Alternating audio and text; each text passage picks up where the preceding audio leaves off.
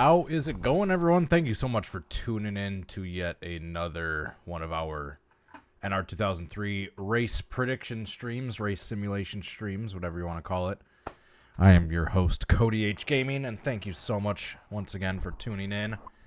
We will be getting started with the 2022 Pennzoil 400 in just a moment. Let's have a couple things to go over first. And while I start rambling, running my mouth, let's load up the paint schemes and see what our entry list for this race will be today. Appreciate you all tuning in today. Thank you so much. Where's my water at? Here's my water. There we go. So yeah, it's the third race of the 2022 season, the third points race of the next-gen car. Well, should say an asterisk next to that because the duels were technically points races, but I digress. The third race of the regular season is the Pennzoil 400 at Las Vegas Motor Speedway. And our entry list consists of, and right off the bat, I will say not that all of these paint schemes are either not correct, or some of them are either not correct or not confirmed yet of what scheme they're even going to be running. So yeah, we will start with Ross Chastain in the number 1 Trackhouse Camaro. Got Austin Cindric in the number 2 Discount Tire Ford Mustang.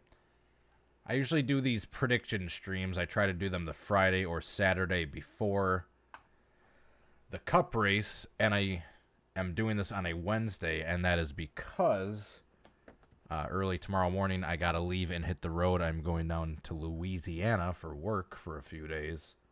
And by the time I get back, the Cup race will have already happened.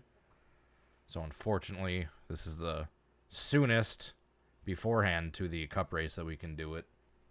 Got Austin Dillon in the number 3 Bass Pro Shops Camaro. By the way, all these schemes that I have on here are based on what it says they'll be running for the sponsor on the jski.com entry list. If I didn't have a scheme with the matching corresponding sponsor for what it says on that entry list, I basically just took a random guess.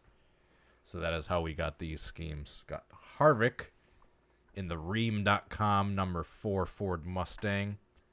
Kyle Larson in the HendrickCars.com number 5 Chevy Camaro. Brad Keselowski in the Kohler Generators number 6 Ford Mustang.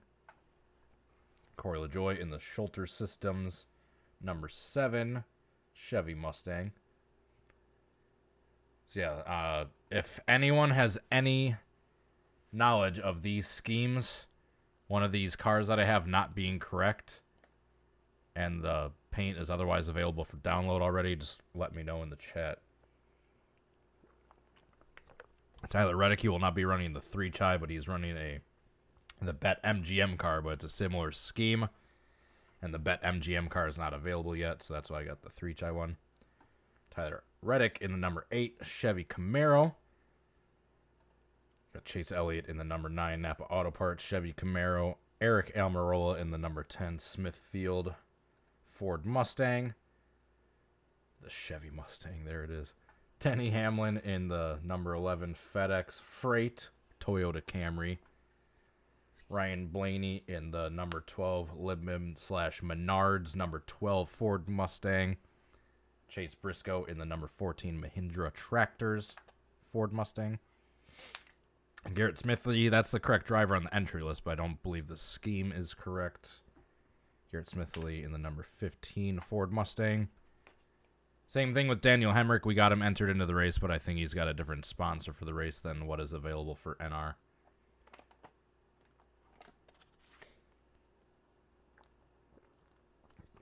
Sorry, I'm really thirsty. I keep sipping my water.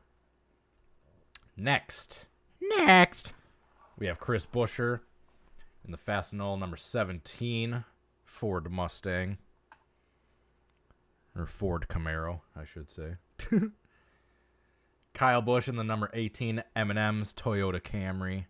Martin Truex Jr. in the number 19 Bass Pro Shops / Tracker Boats and ATVs number 19 Toyota Camry. Christopher Bell in the DeWalt number 20 Toyota Camry, all these damn Joe Gibbs cars with the numbers right next to each other. Harrison Burton, the number 21 Wood Brothers car, Motorcraft. Joey Logano with his, he's running the namesake of the sponsor for this race, so which means he's going to win the race like he always does. Got Joey Logano in the number 22 Pennzoil Ford Mustang. Next up on the list is Bubba Wallace in the number 23 DoorDash. Believe he's going to be running Dr. Pepper car, but that is not available yet, especially how soon and far out this is from the actual race.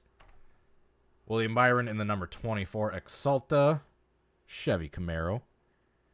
Justin Haley in the number 31 Leaf Filter Chevy Camaro. Michael McDowell in the number 34 Stagefront Ford Mustang.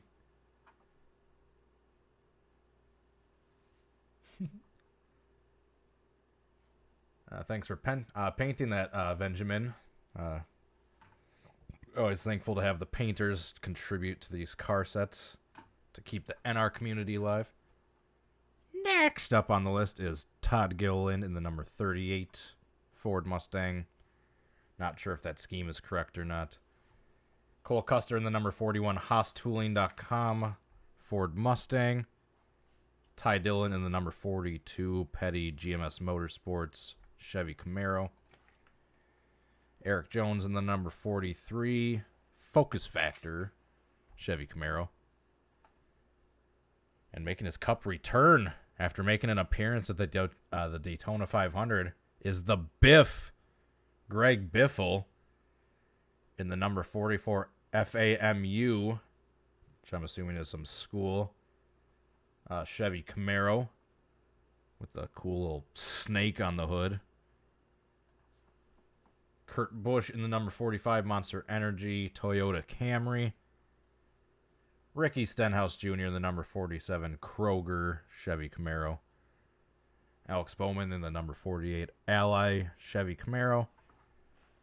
Cody Ware in the number 51 Neartech Ford Mustang.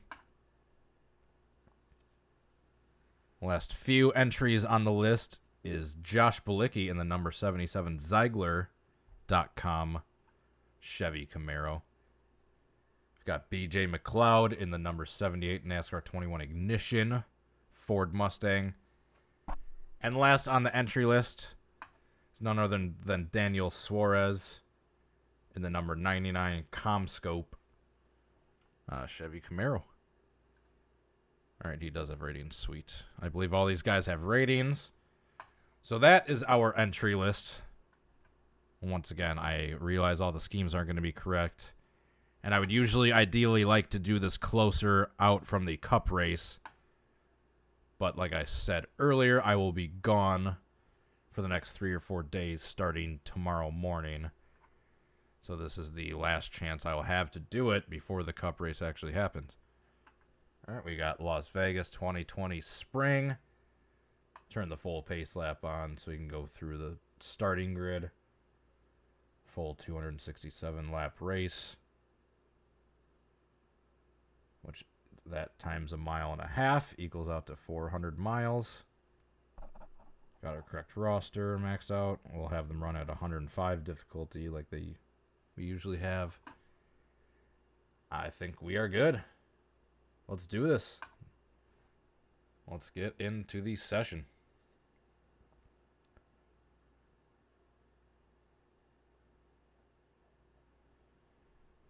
And just so we don't have any issues, here, I'll turn this up. Turn that down, turn this down. Alright, turn that down, that down. We're just turning some of the graphic settings down just to try to avoid a risking crash in the game. Alright, we have a sunny race session. We're good to go. Weather is 74 degrees, sunny, about a 10-mile-an-hour southeast wind. And let's accelerate this to about 2 minutes left. There we go. All right. Ooh, shoot. Hold up. I messed something up. I'm accidentally in the 10 car. Yes, all right. Which means Almirola would not be in the race. I need to go to a fictional car, which is there. There we go. I knew I screwed something up. All right, good thing I caught that early before the race had actually started. All right, there we go. Some qualifying results have been shifted around. Drivers, to your cars. Let's accelerate to about 2 minutes to go in the session. Whoops, there we go, minute and a half. All right, your starting lineup for the 2022 Pennzoil 400. On the front row is Martin Truex Jr. on the pole. To the outside of him is Chase Elliott. Second row is Joey Logano and Denny Hamlin. The third row is Kyle Busch and Ryan Blaney. Fourth row is Brad Keselowski in the 6 and William Byron in the 24. Behind them is Kyle Larson in the 5. Sorry. And Kevin Harvick in the number 4. Behind them is Alex Bowman in the 48 and Austin Dillon in the 3. Behind them on the inside row is Christopher Bell in the 20 and Ricky Stenhouse Jr., in the 47. Behind them is Corey LaJoie in the number 7. To the outside of him is Ross Chastain in the 1. Behind them is Chris Buescher in the 17 and Cole Custer in the 41. In the row behind them is Bubba Wallace in the 23 and Chase Briscoe in the 14. Different camera angle. There we go. Drivers, start your engines. And then the row behind them is Tyler Reddick in the 8 and Justin Haley in the 31. Behind them is Kurt Busch in the 45 and Eric Almirola in the 10. Behind them, Daniel Suarez in the 99. Uh-oh. Cole Custer with issues right off the bat. If these guys can get caught up, we will keep this going, but I just don't want things to get screwed up. All right. And then we have Michael McDowell, Cody Ware, Justin Balicki, Ty Dillon, and Harrison Burton to complete the outside line. If these guys can get caught up, I will keep this going. But if we are going to have a goofy restart here. All right, they're caught up. So Cole Custer, had problems on the start. And his teammate, Chase Briscoe, got a little bit of damage.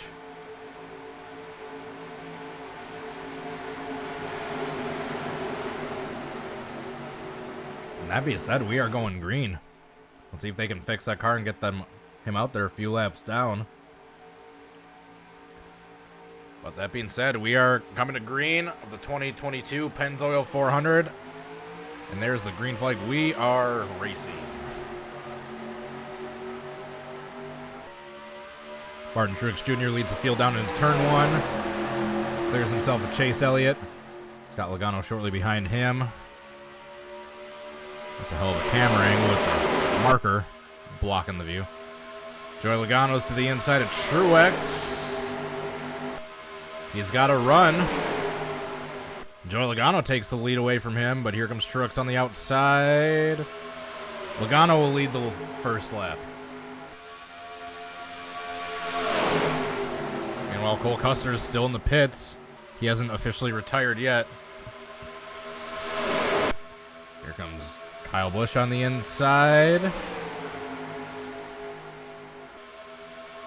Side by side, the JGR teammates for second place. Kyle Larson peaked 3 wide for 5th for a second, but he thought better of it. Logano leads the second lap. And since I completely forgot to look it up like I usually do before these races, can someone please look up when the stages will be in this race, the stage breaks for Sunday's race?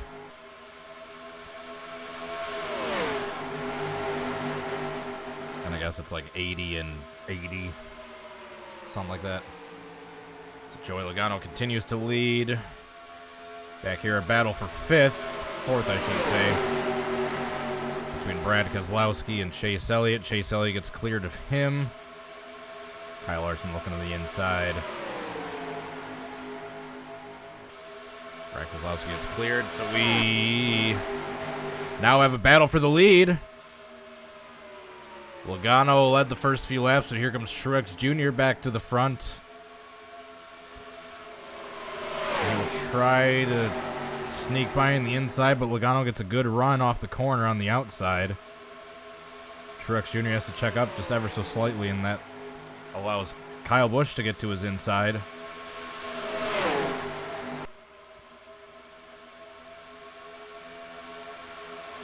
And they are side by side for second place.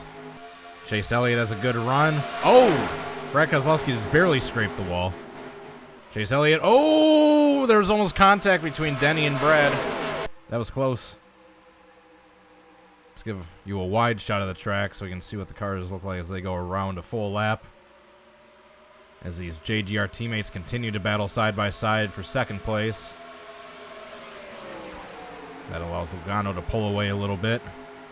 That also allows the cars trapped behind this 18 and 19 car to stay right behind them. Yeah, the 18 and 19 being side by side this long is just allowing Logano to pull away. It's also bunching up everyone else behind him. So we take a full lap around. Oh! There's a little bit of contact back there.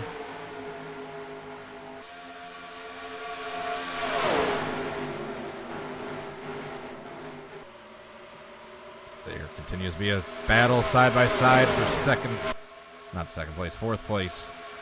Chase gets the run on the outside, clears Brad Keselowski. He's able to pull into fifth place. So Kyle Busch has moved up to second place. Logano continues to lead. Truex challenged him a few laps ago for the lead, but was ultimately had to get off the gas, and that allowed Logano to slip by. Oh, right as I say that, here comes Kyle Busch peeking for the lead. What kind of run? Oh! Logano into the wall. Coming out of turn 4. That's going to allow Kyle Busch to get a good run. Can he clear him? We've seen the outside of 2 as the preferred line. Logano might still have him cleared. Kyle Busch still has his nose underneath him. What's Logano going to do? He gets a good run out of 4 this time, is able to clear Kyle Busch. So the outside seems to be the preferred line at the moment. Chase Elliott has moved his way up to third place after a pass on Martin Truex Jr. Kyle Busch continues to challenge for the lead. Oh! I believe we have a caution. We have a caution. Who done it? So Cole Custer's back on track, but he is 4 laps down. They were able to get the car repaired. It looks like the incident is going to have involved Todd Gilliland and maybe these 2 cars back here of Josh Bilicki and Harrison Burton. So we have our first caution of the day on lap 11 or 12. I believe 11 is when it actually came out. So let's go back and see what brought out this caution. Oh yeah, right here. Yep. It's going to be Josh Bilicki and Todd Gilliland. Todd Gilliland gets into the wall. He bounces into the 77. And he backs it in. Let's take another look at this incident on lap 11. So he's out of the groove. You can see he's outside that rubber groove. He has no grip. He's into the marbles. Boom, he hits the wall. Comes down out of control. Collects the 77. 77 goes hard into the wall. The 38's going to back it into the wall. And back here, Harrison Burton, I think is going to slip through unless he rear ends the 77 here. Oh, he might make a little bit of... Nope, he's good. I think he's good. So, stage breaks are at lap 80 and 165. All right, thank you. Thank you for that. All right, so through all that, let's go back up to our leaders and see... Oh! Joey Logano lost about 4 spots in the pits. Here, let's see what happened during this round of pit stops. Here we go. Spectator's probably the best view for this. So what happened, actually? Logano was not in the lead at the time of the caution.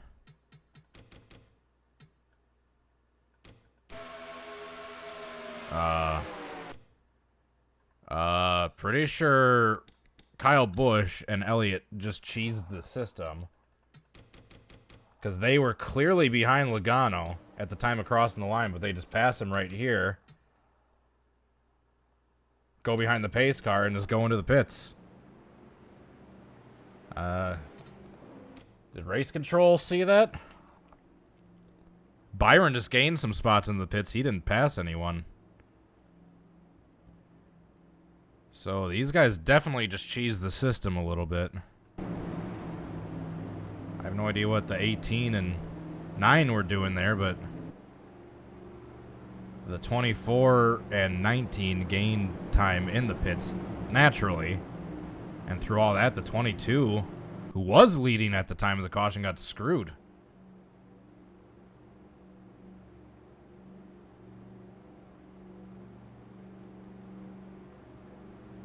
I think we're going to get the one to go this time by, which will mean lights off on the pace car, and that's indeed the case. Since we only have one car lap down, it's going to be Cole Custer. He's going to be coming up to the inside line with our traditional double file restarts in NR2003, the old school double file restarts. So Cole Custer will be a lap down, racing to try to get his laps back. But beyond that, everyone else is on the lead lap. We are 14 complete of 267 laps. We'll have 65 laps to go in the first stage coming to the green here. Stage breaks will be at lap 80 and then 165.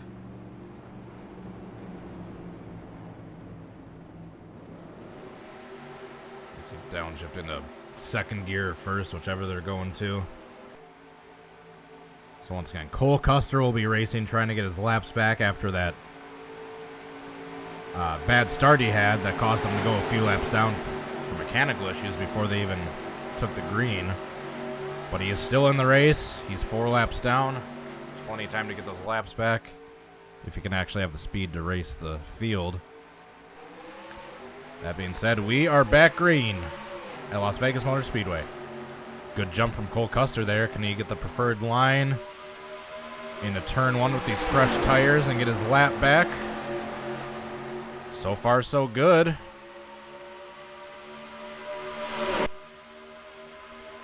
So if a caution were to happen now and Cole Custer were to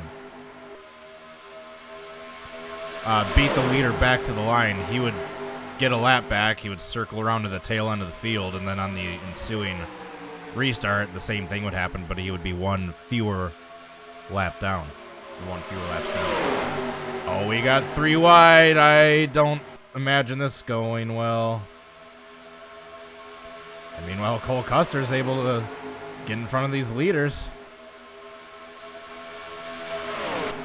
So if a caution were to happen right now, he would be getting a lap back. Oh, William Byron pancakes the wall. I think he's good damage-wise, but that slowed down his momentum certainly and wadded up the cars behind him.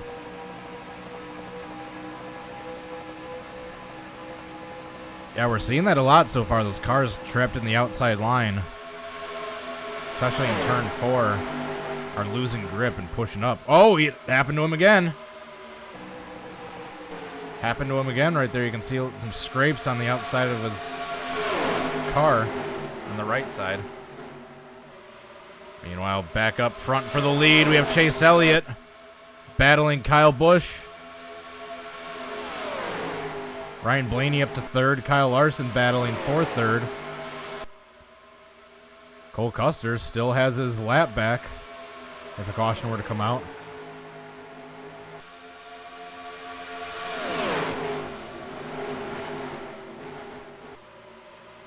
And we're still green. Continue to battle side by side. Here comes Chase to the outside of Larson, or Larson to the inside of Chase, I should say. These two have been having a bit of a rivalry the last few weeks, particularly after Auto Club. After Larson put Chase into the wall. And if they stay side by side all the way through turns 3 and 4 here, we might see him get put in the wall again. Nope, he has to tuck behind Chase. Cole Custer now trying to fend off the leader, Kyle Busch. He wants to keep his lap. He's got good speed. He's able to stay ahead of Kyle Busch for the moment.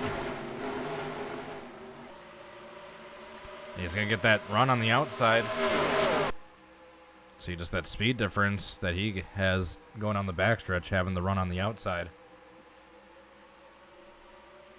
So this, pay no attention to Cole Custer. The battle behind him is the battle for the lead between Chase Elliott, Kyle Busch, and Kyle Larson. Cole Custer is the only car lap down right now. He's trying to stay ahead of them to get his laps back. Oh! Are we going to be 3 wide? We are 3 wide for the lead momentarily, as Larson continues to try to pass Chase. Harvick in 4th, Blaney in 5th. These top 5 are just under a blanket. Byron taps the wall again a little bit. Byron's hit the wall many times, and he keeps losing spots as a result. He was in 4th or 5th place at one point. Oh, Larson.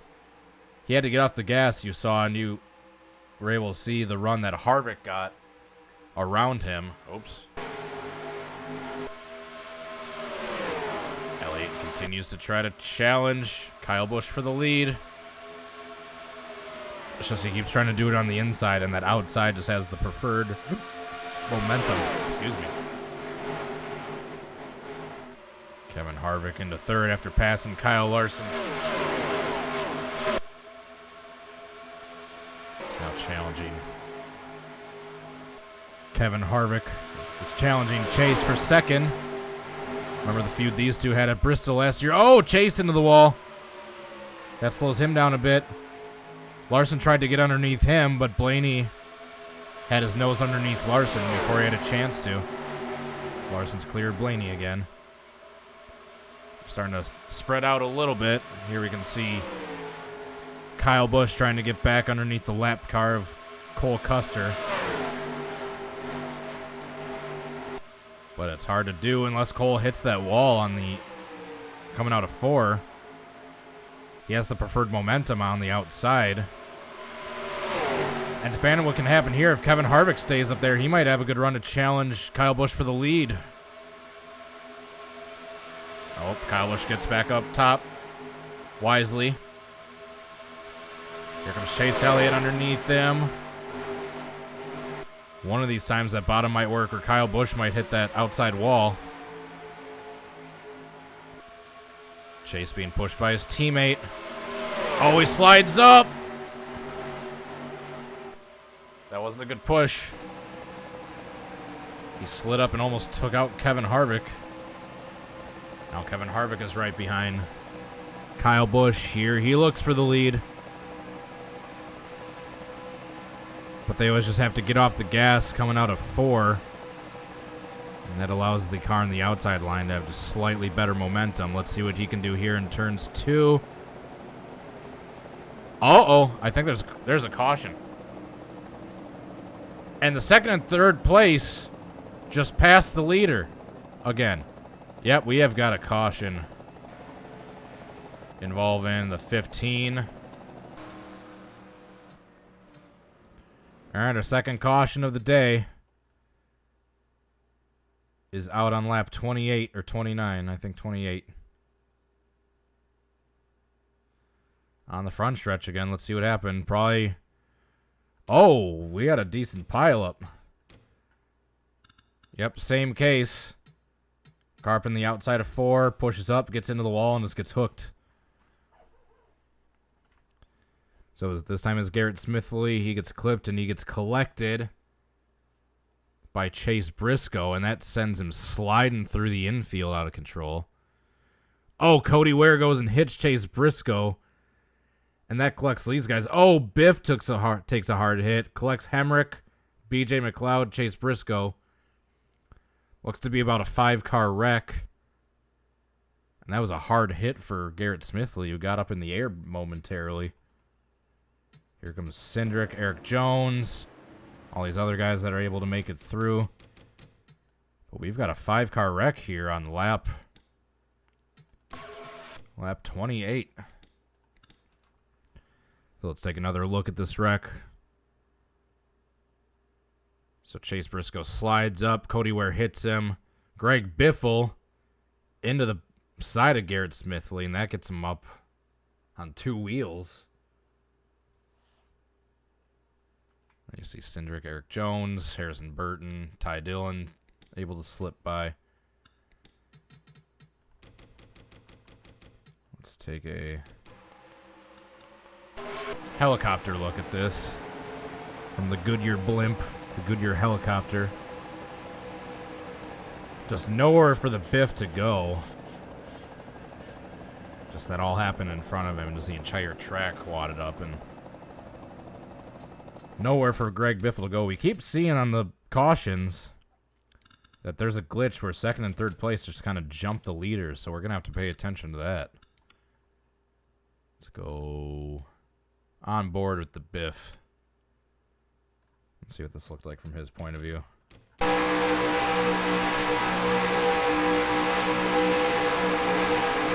wall he took, yes. Just nowhere for the 44 to go.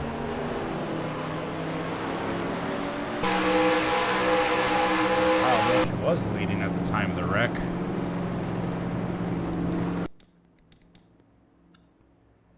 I think Cole Custer got a lap back. He should be 3 laps down now. He is. So that actually worked for Cole Custer. If he can do that 3 more times, he'll be back on the lead lap. He was able to get in front of the leaders, stay ahead, and have a caution come out, and was able to cycle around to the back.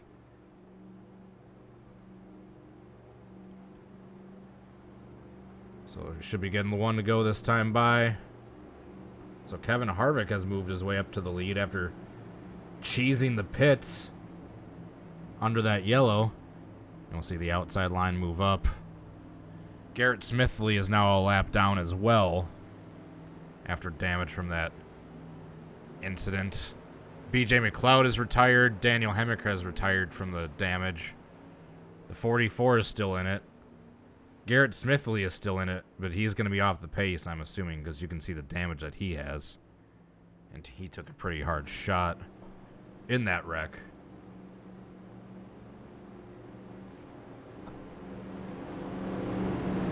So we're approaching the halfway point of the first stage, which will be at lap 40. The end of the first stage will be at lap 80. So the Biff is going to have some damage, but he's still racing. The 15 is going to be fairly off the pace here, I'm guessing, which is going to make things hard for Cole Custer to try to get his lap back again.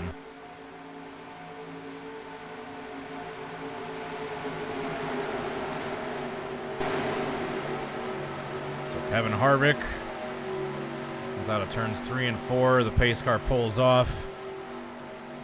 And we'll be seeing the starter wave the green flag any moment. They're in the restart zone. Green flag is back out. And yeah, you can just see that terrible restart that Garrett Smithley gets. which is basically going to ruin any chance of Cole Custer getting his lap back anymore. Kyle Busch to the inside of Chase Elliott. We've seen this move work on fresh tires in the first few laps. Once the tires start to fall off, that outside line becomes the preferred line. That being said, Kyle Busch makes it work into second place. Ryan Blaney looking underneath him. Oh, up there, stacking up for third place back here. We are 3 wide for third place. Kyle Larson backs off. We're 2 wide now. Ryan Blaney and Chase Elliott side by side. Garrett Smithley is going to be way off the pace, by the way. You can see him holding up the field back here. But Biff is able to get by. Or it looks like he's still running with decent speed. But we're going to be having to move in chicane and Garrett Smithley for the rest of this race, unfortunately. That's just what happens when there's wrecks in these AI races.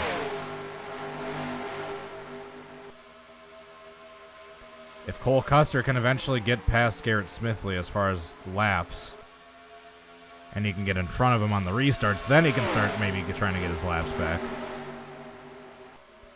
Until then, as long as he's behind Garrett Smithley on those restarts, he has no chance really of getting his laps back. So look out the back of Kevin Harvick.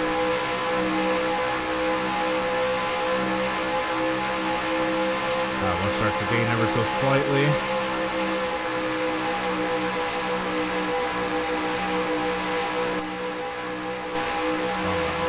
There we go. Kyle Busch continues to try to track down Harvick. We are 3 laps away from the halfway point of stage 1. Already had 2 cautions. One for a single car incident. For a pretty major pileup as far as Las Vegas goes. Ryan Blaney to the inside of Kyle Busch. Can't make it happen. He has to back out. Get back in line.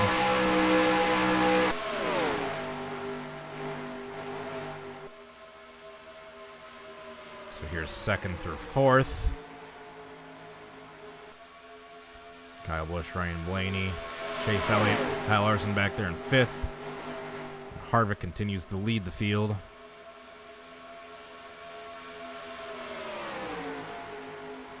Ryan Blaney takes another peek. If Kyle Busch can hit the wall, like Byron had been doing before, that would allow Blaney to get a run to make the pass. But unlike Byron, Kyle Busch hasn't hit that wall, really, when stuck on the outside. Chase Elliott takes a peek underneath Blaney, but he's going to stall out on the inside, it looks like.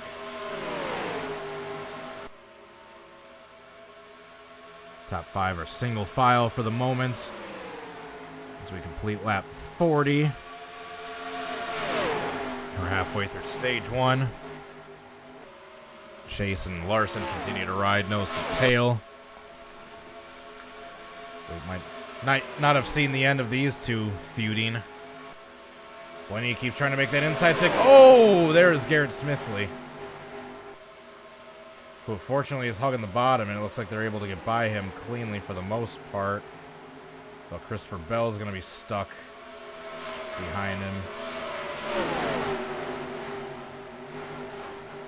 Everyone else is around is able to get cleanly by on the outside. Except now Garrett Smithley is stuck on the outside. Anyway, back to the battle for the lead. I have a feeling that 15 is going to cause some incidents at some point. If there was a way to retire AI cars while doing simulated races, I would retire him for being below minimum speed, but there's nothing I can do. Unfortunately, NR2003 limitations. Guess we didn't ask for an anime check. You're busy, drive-through. You're a busy boy. I know you got other things to do. But if you ever show me how to do the animated ticker one night on Discord, I would love to hear your teachings. And also how we do it. to see it. Oh, we got the Biff. He's about to go a lap down. Yep. So the Biff will lap down. Oh, he's going to be right in the racing line. Oh, that was a close call. That allows Harvick to pull away. Oh, we are going to have some issues with these moving chicanes every few laps. Blaney gets screwed. He's stuck behind Greg Biffle. This is certainly going to be an interesting race with these slow cars. And we're probably going to catch Garrett Smithley here in no time. All right, so here's the battle for third. Kyle Busch in second. Truex in first. Not Truex.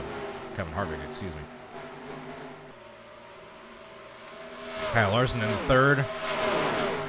Chase Elliott and Truex side by side momentarily for fourth, but Truex gets back in the line on the outside. Back up to the lead gap. With a clear track, Harvick was 0.7 ahead of Kyle Busch the prior lap, but he's only 0.5 now, so with a wide open track, Kyle Busch is faster. Just a matter of getting around him on the inside when the outside is that preferred groove when you're side by side. It's weird. The inside is preferred when they're single file, but the moment they go side by side is when the outside line becomes the preferred groove. Yeah, Kyle Busch has closed in 0.2 these last 2 laps in a row.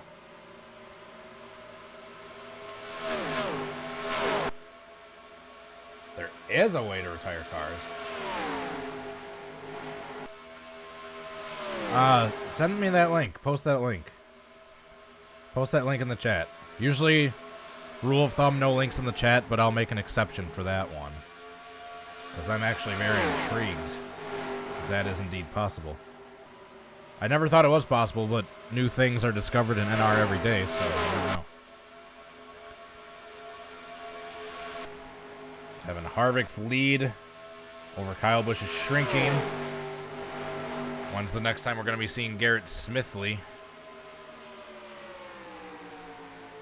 We have 2 retirees so far. Daniel Hemrick in the 16, BJ McLeod in the 78. 2 of the cars that were involved in that earlier wreck. Oh, I think I hear Garrett Smithley coming up. They're going to be passing him like every 10 laps. Kyle Busch taking a peek to the inside. It's not quite there. 50 laps complete. Oh, here comes Garrett Smithley. And a couple other slow cars. Here we go. Oh, they're going to pass him in the turn. Or catch him in the turn. Can they get to the outside? Yes, they can. What's the out? Oh, jeez. 2 Hendrick cars just smacked the wall coming up on Garrett Smithley. Let's take a replay. Take a look at a replay at that. These 2 Hendrick cars came up on Garrett Smithley, had to go wide, got out of the preferred groove, and just clobbered the wall right there. That might be some damage to get repaired next time they're in the pits.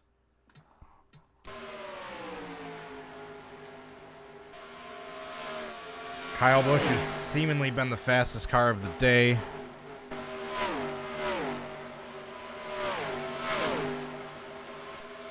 It's still right on Harvick's tail as they approach Josh Bilicki, a lap car that's going to force them to the outside line. Is Harvick going to hit the wall? Oh, barely scrapes it.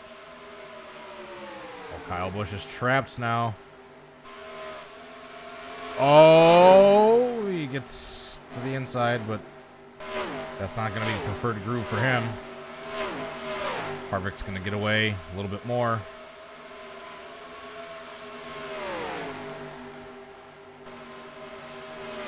So now 31 cars on the lead lap. Ross Chastain.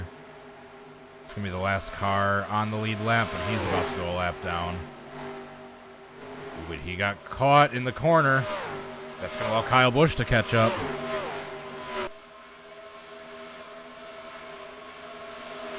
Kyle Busch can get around Chastain better than Harvick did. This race is basically going to turn into who can navigate through lap traffic more cleanly, rather than speed.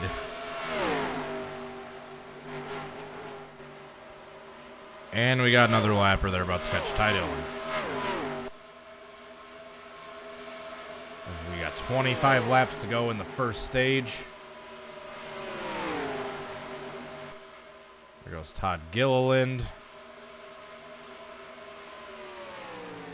A lap down. All these cars have damage. Kyle Busch catches him in the corner. Oh, that was close. He almost hit him.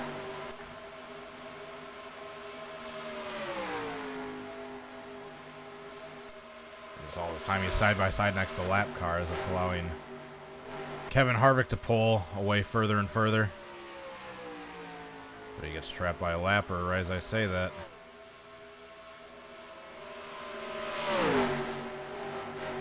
He's able to cleanly get by Ty Dillon. He keeps passing lap traffic in better spots than Kyle Busch has been.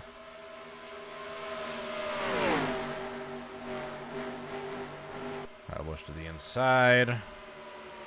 Clean pass. We got more lap traffic coming up. We got a wad of lap cars coming up, actually. And we're still about 20 laps away from the stage break. We're having lots of cars go a lap down already. Already, we've only got 28 cars left on the lead lap. I think that's pretty typical for your average Las Vegas race, though.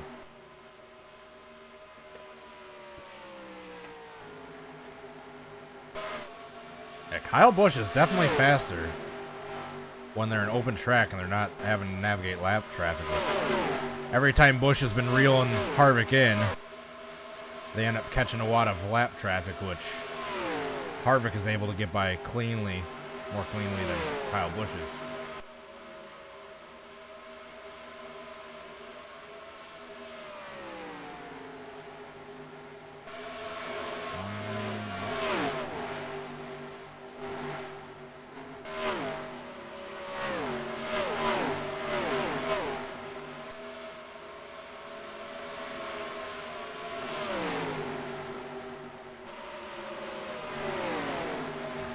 Harvick gets through Greg Biffle again, but now he's on this big wad of lap traffic in front of him.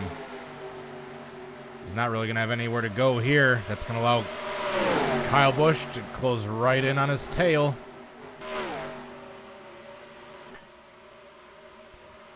Kevin Harvick, Kyle Busch for the lead right here. They both get through the lap traffic cleanly, but Kyle Busch is able to get right up on Harvick. Oh, Harvick into the wall. Kyle Busch leads that lap.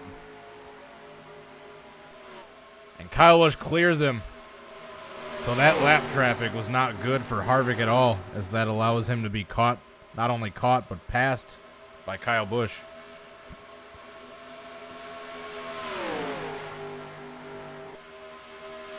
Harvick back down to the inside. Oh, now Kyle Busch in the wall. And that allows Harvick to take the pass again. Oh! But we've got a caution. Oh, it looks like we got a major incident down into turn one. It looks like we had a fairly major incident down into turn one. I'm going to be guessing there's some cars on pit road. Yep, Alex Bowman. He seems to be damaged. Truex Jr. One of the fast cars of the day. He's done. He's smoking. So we just had a major incident with less than 20 to go in the first stage. This is going to be a race of attrition, folks. And the Biff is way off the pace. I'm going to assume he might have been the cause of this incident, given how off the pace he seems, and he was one of the damaged cars beforehand. Oh, nope, I could be wrong. I could be wrong, but let's rewind and see what happened with Alex Bowman. Oh! Hold up. I think Larson might have just ran him over. Oh my goodness. Oh! Hold up, and there's something else going down into turn 1. Larson just took out Bowman, his Hendrick teammate. And in doing so, he took out his other Hendrick teammate that he's currently having a feud with, Chase Elliott. And there's an incident going down into turn 1. Oh! So we had 2 separate incidents. One with the Hendrick cars, and then another with Truex catching up quickly. Yeah, so this all happens behind Truex, but completely separately. Truex catches this lap traffic and just closes in on Biffle really quickly. Ends up going airborne into turn 1. So here's a better look at what happens with Truex into turn 1. Up on his side. That might be the end of Biffle's day, because he went into the wall hard. So here's another look at the incident involving the Hendrick cars. So Bowman had just hit the wall, so he was off the pace. And then Larson comes up and they just get together. And there's nowhere for Elliott to go. Elliott's done. Both of those cars are done. So major carnage with less than 20 to go. Chase Elliott, who was one of the fastest cars of the day. And Harvick had just passed Kyle Busch back before that caution had come out. Brad Keselowski up into 3rd. So we're going to have some DNFs, I'm assuming, after that latest incident. The 19 is out, the 48 is out, the 9 is out, and the 44 is out.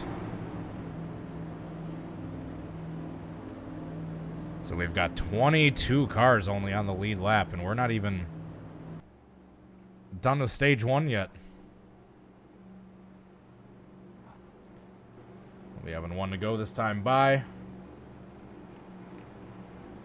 So the 1st and 2nd place are still the same order as they started the caution as. So at the restart here, we will have exactly 200 laps to go. Here comes all the lap down cars. Coming up on the inside line to try to battle for their lap back. The only one of these lap cars that's had any amount of speed is Cole Custer. And unfortunately, he's trapped behind a bunch of slower cars that he's not going to be able to get by and get his lap back. So we've already had 6 retirements from accidents. And we have not even finished stage 1 yet. We're going to have 13 laps to go with stage 1. 200 laps to go total in the race.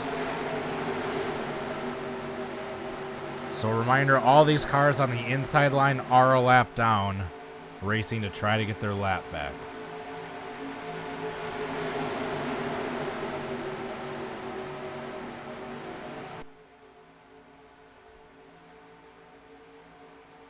As they round the corner of turn 4, the pace car pulls off. And the green flag drops. We are back green at Las Vegas Motor Speedway. The slow cars with Garrett Smithley on back are slow. Chase Briscoe's able to have a little bit of speed, but still ultimately get passed by the leaders. So your top 3 through all this chaos is going to be Kevin Harvick, Kyle Busch, and Brad Keselowski.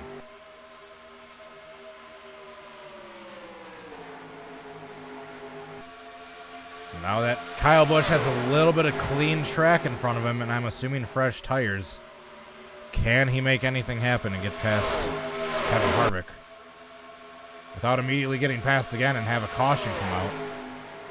Side by side with Brad Keselowski, that's not going to do him any favors. Oh, almost into the wall. Brad able to get a good run through 4. I think he's going to make the pass cleanly. Brad Keselowski in a second. They're probably going to catch Garrett Smithley before this stage is done. Garrett Smithley, who of all cars has not retired yet. 4 laps down.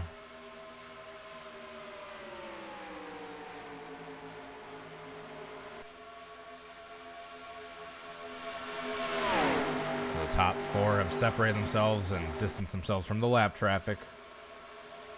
Eric Almirola in 5th place. That's the highest he's been all day. Here comes Brad Keselowski. Making a move underneath Kevin Harvick. Harvick did not hit the wall. He has an okay run, but Keselowski is just the faster car. Gets a better run and passes him cleanly. Brad Keselowski to the lead. You have Kyle Busch trying to take advantage of that bottom lane being opened up by Brad. Trying to pass Harvick. Harvick just stuck on the outside at an inopportune time. Almost collects the wall, does not.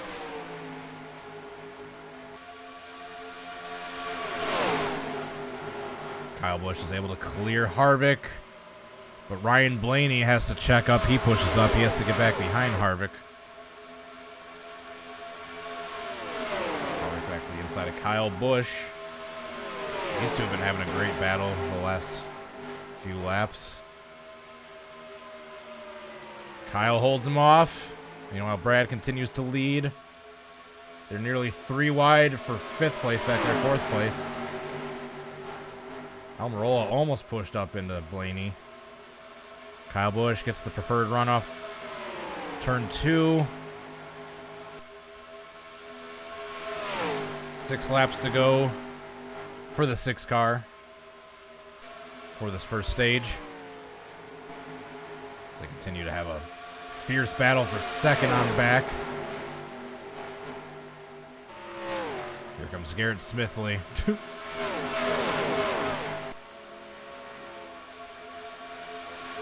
Watch out, folks. We're coming up on a moving chicane with 5 laps to go. 5 laps to go on the stage. Oh! Austin Dillon hit the wall back there and... Oh, no! We got a terrible wreck. Denny Hamlin upside down. Austin Dillon upside down. Oh, my goodness. That is all she wrote. And...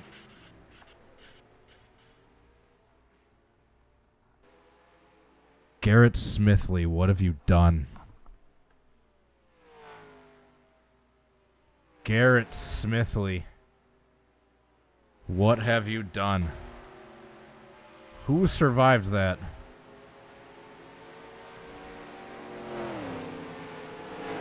I think most of the contenders have been taken out. Oh my god.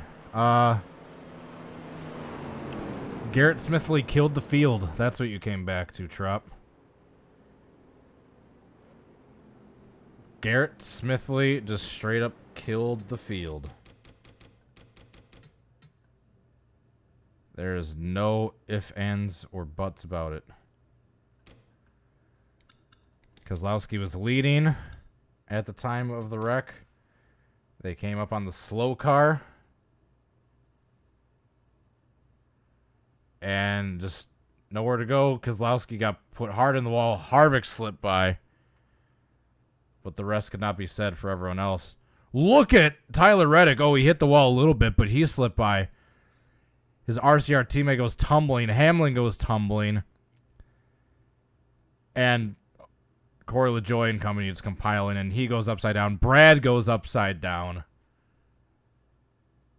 And even more cars. Christopher Bell, Kurt Busch. Kurt Busch goes upside down. Ty Dillon, all but flips. Almirola upside down. Josh Bilicki upside down. Christopher Bell upside down. Who didn't flip in this wreck? Well, Garrett Smithley, what have you done? He didn't like us. I think he kept rolling too. I think he's still kind of good. All right, folks. Here is the incident that ended the majority of your favorite driver's race.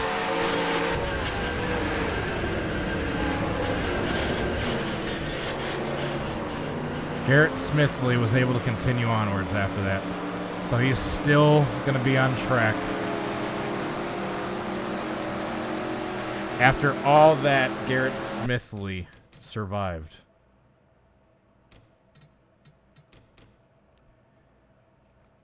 Watch Tyler Reddick if we get a shot of him. Yeah, right here.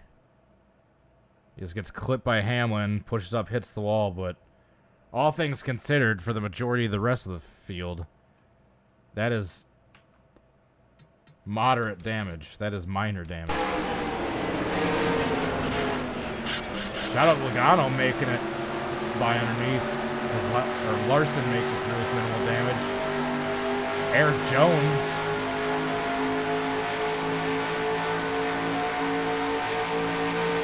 Damn, folks. So, I think there's going to be more cars. Oh my goodness. Look at look at this pacing line. Look at this pacing line. We have no cars left. We have no cars left.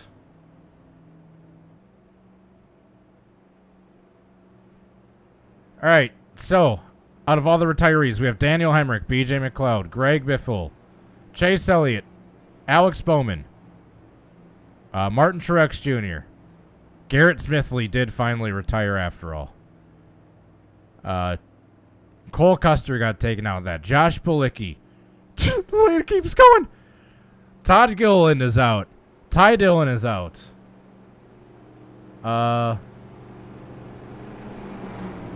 Folks, I think this is all the competitive cars we have left in the field.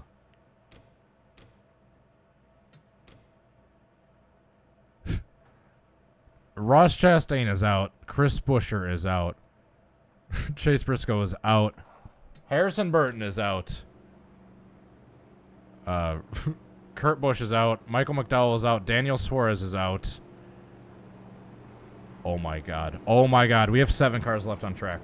We have 7 cars left on track. These are the 7. We've got a couple cars a lap down.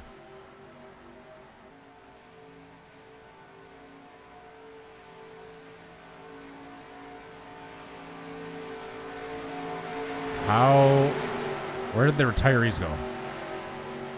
Race. What the hell? How come it's not saying they're retired anymore? What the hell? Oh my goodness. So we have Cody Ware on the lead lap in the 51. So that was the end of the stage there. This is your field, folks. This is the field we have left.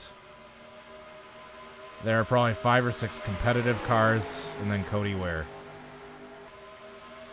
Alright, so now we race until lap 165. Joey Logano in the wall. Here's the battle for second. Well, at least no one is significantly off the pace, so if these guys can stay together, hopefully, even though it's only 6 cars, we should have a... I'm not live, that's why. There we go, that's why. Okay. Yeah, we have... This is the amount of cars we have left on track, folks. Just before I lose this... Wreck. I just wanted to save that quickly before I lost it. Kyle Larson. Threatening for the lead. So I apologize in advance if this is a pretty boring race from here on out, but I had no way of anticipating that a lap down car was going to take out 30 cars in the field. Or like 25.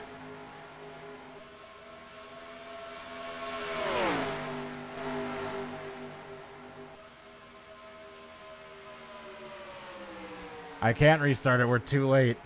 We're 80-something laps in. I'm not restarting now. We got 6 cars, basically, that have a chance to win it left. Kevin Harvick. We should actually see some green flag pit strategy now.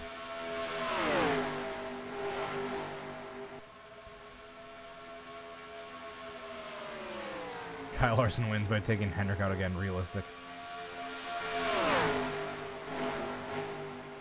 198 in the center. Yeah, I don't know. I haven't touched this version of Las Vegas, so this and the Garrett Smithley thing, you're gonna have to take up with the track owner or the track creator, because I have not touched this.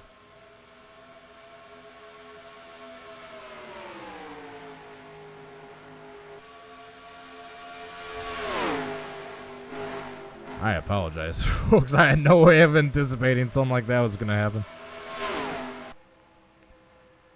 Kyle Larson and Kevin Harvick. It's going to be between KH and KL. Kyle Busch, yeah, he got caught up in that accident.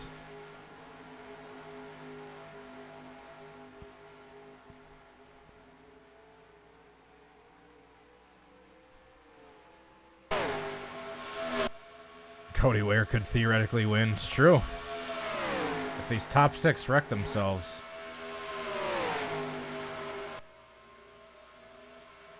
Oh, Larson.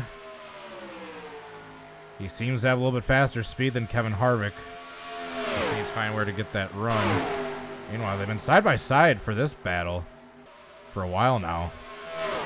Logano and Eric Jones. Logano gets him cleared.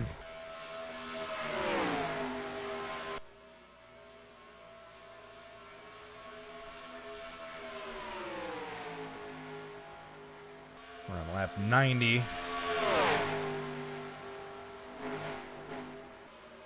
Remember, lap 165 will be the break for the second stage.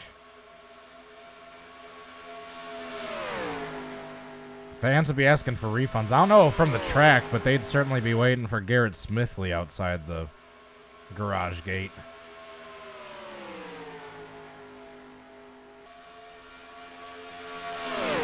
So ironically, William Byron, after having all those problems early on, he's the only Hendrick car remaining. Wait, aside from Larson, duh. Keep forgetting Larson survived that. It was just Bowman and Chase Elliott that got taken out. Is there any Talladega races without flips? Plenty. It's been plenty. There's been Talladega races with no cautions. So I hope that wreck was worth it, because we're going to have a fairly calm race for the rest of the race. It's the 2005 F1 Indy GP all over again.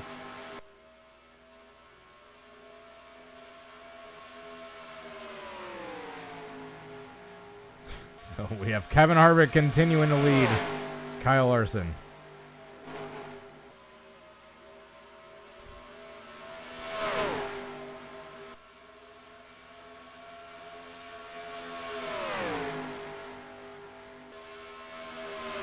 All right, let's get a vote. Should I do a restart?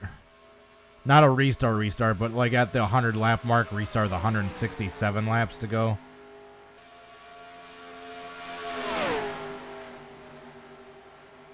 And then just put everyone aside from like Garrett Smithley and whoever had wrecked before that massive wreck. Just have them not start the restart. So basically, Bowman, Chase Elliott, Greg Biffle, BJ McLeod, Daniel Hemrick, and obviously Garrett Smithley. We'd restart the race without them.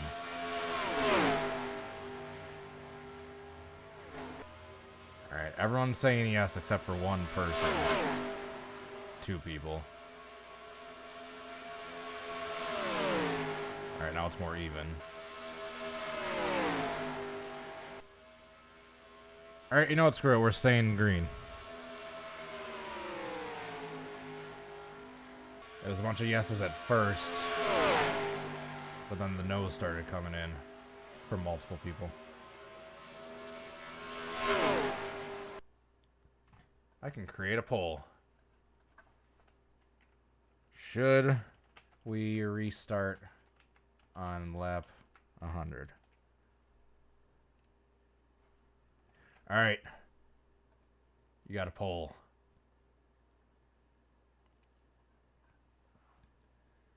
All right, vote in that. You guys got 3 laps to do it.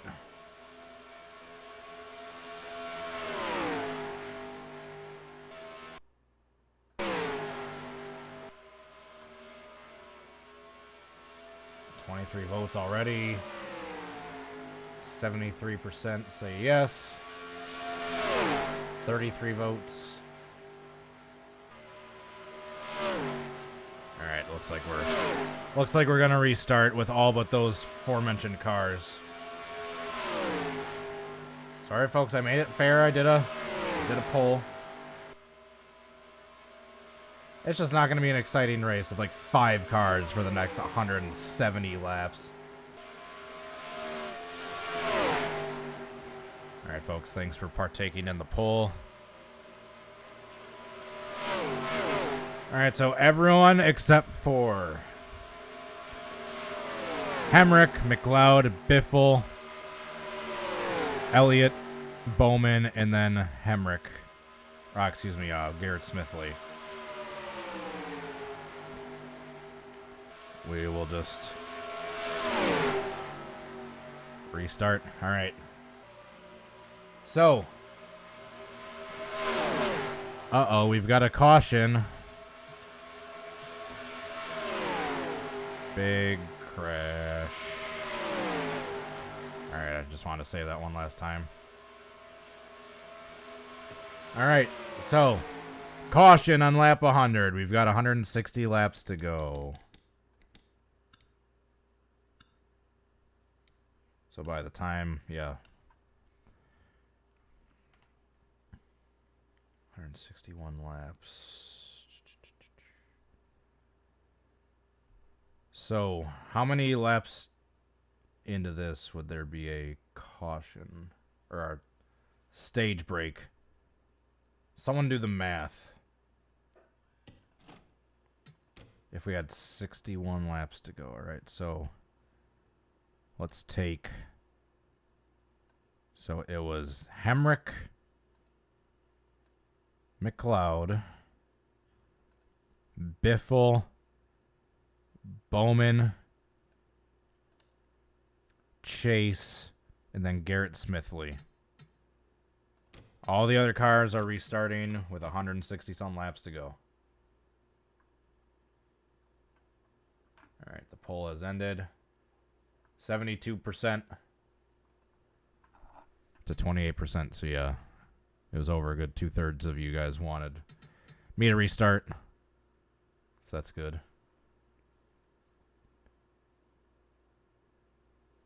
All right, there's 80 in stage 2. So if there's 267 laps in the race, and then the stage, the end of stage 2 will come out of lap 165, the end of lap 165. That means I need to throw the stage caution when there's 102 laps to go. So that's what I need to do. Just with the stages kind of being screwed up now with me restarting the race with like a lesser amount of laps to go. I just need to manually. And we've got sunny, or we've got cloudy weather. I want sunny weather.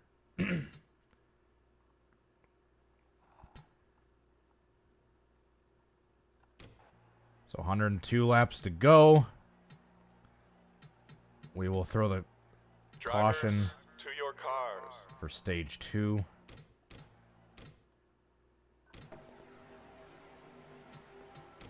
All right, so here we go. We're going to pretend they just pitted after a caution.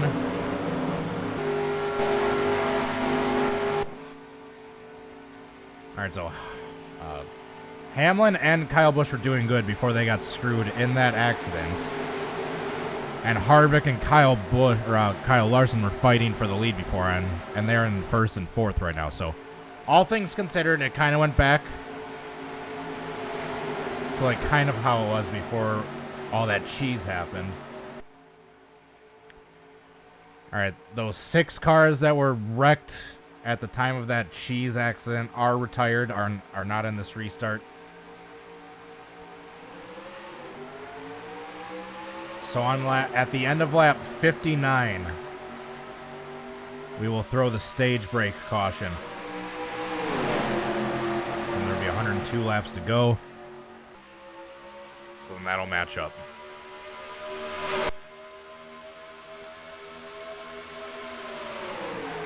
There's an EXE for 2 wide restarts.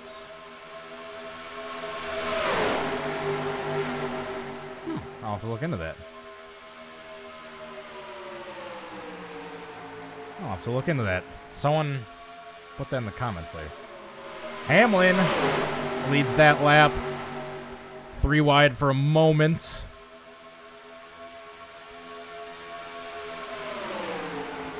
Here we go. This is way more exciting. Aren't you glad I did a restart rather than us watching 6 cars race for the last 100 and some laps?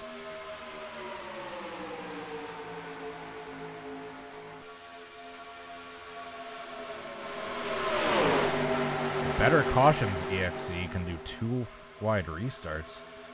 I did not know that. I'm going to have to look into that for future simulated races. Yeah, go throw the link in the Auto Club video, please.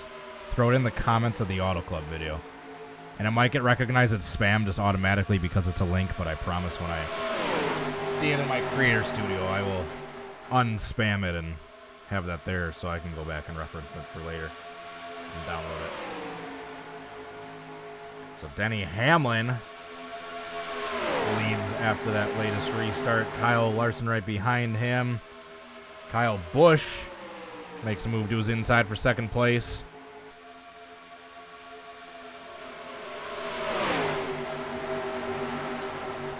So once again, anyone that basically that was already wrecked at the time of that cheese restart, or that cheese wreck, is not racing right now. But everyone else, I gave them a fast repair, if you will.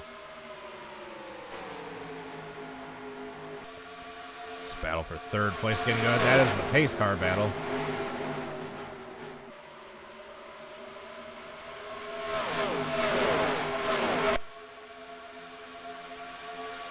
$155 laps to go this time by.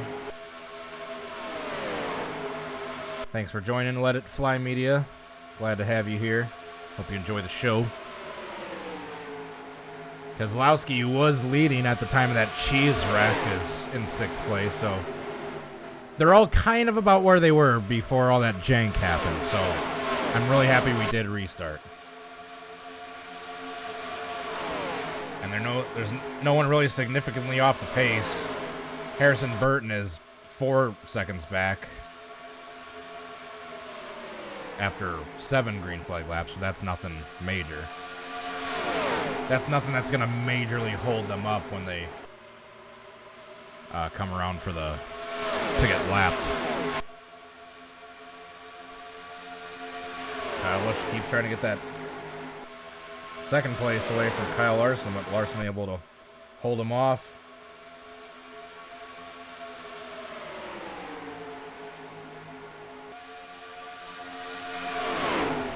Yeah, I know that Smithley wreck was kind of jank, but hey, I tried to do the next best thing. We restarted with approximately the same laps to go. We kept all the cars that weren't taken out by anything other than that jank crash in this restart. Hey, we're all good. We good. I wanted to have an entertaining show for you guys, not have the final 170 laps for 7 cars.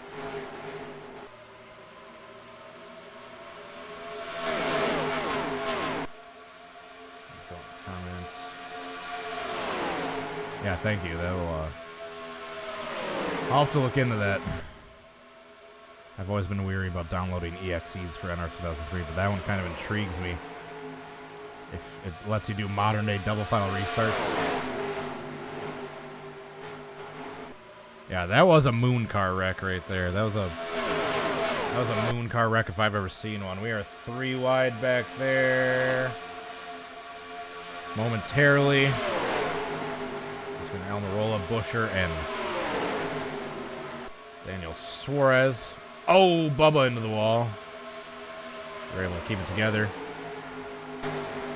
Back to the leaders.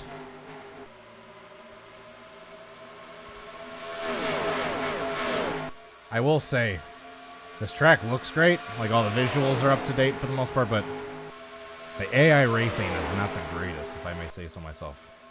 I've never made a track before, so I don't really have any room to speak on, but got less than 150 laps to go, by the way. So at the end of lap 59, oh, we got a caution. Oh, we got a caution. And it looks like about 3 cars are involved. Christopher Bell, Chris Buescher, and Michael McDowell. So we've got a caution. And meanwhile, Denny Hamlin wins the race back to the line. Looks like it was coming out of 4 again.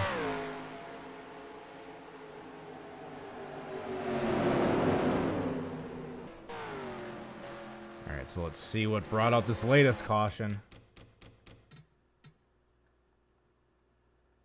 Chris Buescher, Michael McDowell, and Oh! Christopher Bell! Into the fence, it looked like. So it looks like Chris Buescher is going to get turned by Austin Dillon coming out of the turn here. Yeah, he gets into the wall, gets turned by Austin Dillon. And back here, Christopher Bell gets hit and gets up into the wall, upside down into the fence, and gets stuck in the fence. And that is what brought out this most recent caution. Jeez, we've been having a lot of violent wrecks.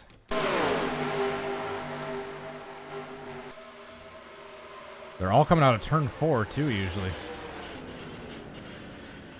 Get stuck in the fence right there. That's going to be an end to his day.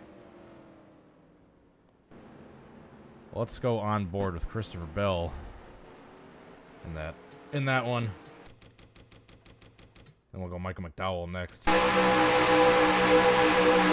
up with all the massive wrecks in this one?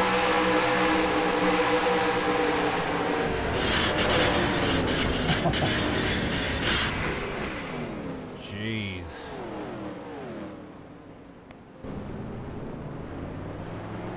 Let's do Chris Buescher's view next, then Michael McDowell. So he's riding along, pushing up, gets out of the groove. Hits the wall, gets clipped. Oh my goodness. Oh my goodness.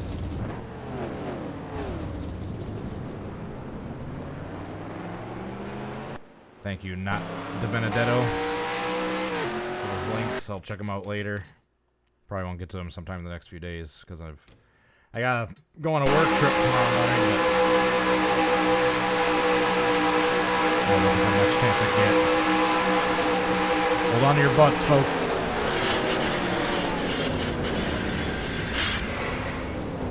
Jeez. So, Christopher Bell is probably for sure out.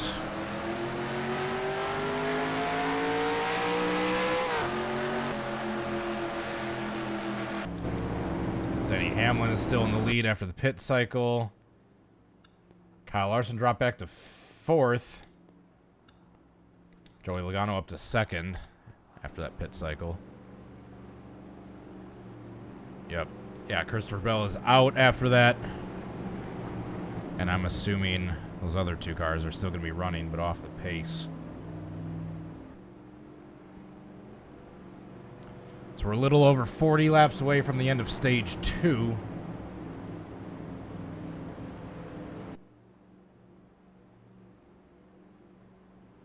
Belden flipping that non-cannon big one.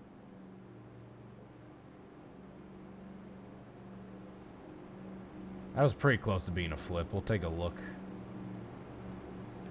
Alright, so I don't think there's going to be any cars a lap down, so...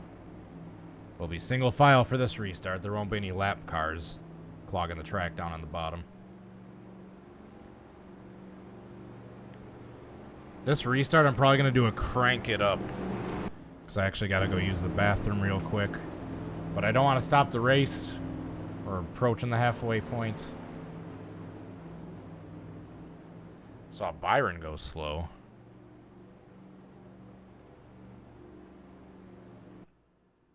Oh! Byron is off the pace and unable to get back to the pits. Let's see what happens with him here before we go green. Is he going to get back to the pits, or is he going to get stuck and have to get a tow? Is this going to bring out another caution? Oh, he had to get a tow. The lights are still off. There's going to be no additional caution. So problems for William Byron. Problems, Wendy. We're about to go back green. Once we do, I'm going to do a crank it up. I'll just leave it on TV too because that has a lot of the stationary shots. And I'm going to go hit the bathroom real quick. But yeah, we'll do a crank it up for like 5 or 10 laps. Green flag, green flag, green flag. It's time to crank it up, folks. We're turning the volume up. Turn up that motherfucking volume, as Travis would say.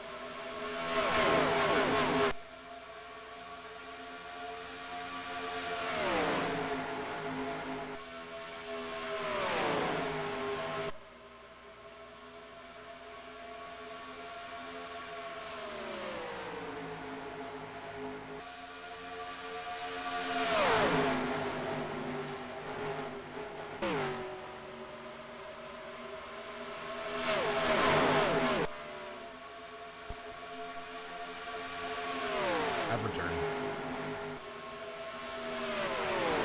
Brad Keselowski up to second.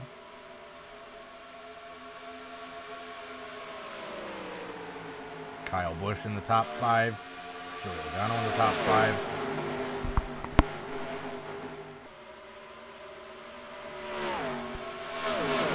Oh, coming up on our first lap car. Who's not as off the pace as Smithley was, but he's certainly going to be a moving chicane nonetheless.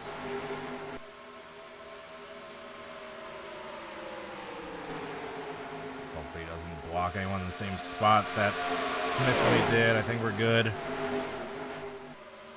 Oops. Busher, the other car that was involved in that wreck.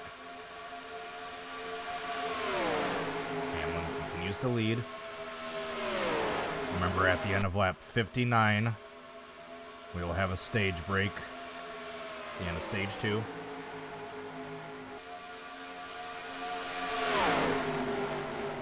And just like I said, this track, visually it looks great. It's got all the updated visuals, nice high-res textures, but yeah, just the I&I leaves a little bit to be desired. Yeah, there's only 200 through the corner, you can see. Suppose I could have done the 2018 or 2017 version, but I'm not sure if the racing is any differently than this. Denny Hamlin. Usually they've been about single file for a while now. No one really able to make a pass. You can see Bubba and Austin Dillon back there fighting. First cars in that secondary group.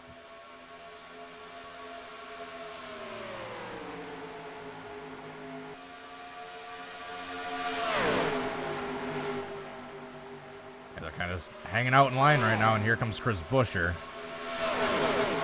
This is going to be the next car to go a lap down. The 24 is out with a camshaft issue. Oh, update on the 24 car. William Byron is out with a camshaft issue. And I believe we're past the halfway point in this race if we count this with the other start as well, the other race. Larson down to the bottom. Oh, he's going to get held up. Keselowski's going to try the outside. That's going to have him get a run on Hamlin here. All his other cars are able to get by him cleanly out of bottom, except for Kyle Busch, who gets stuck behind him.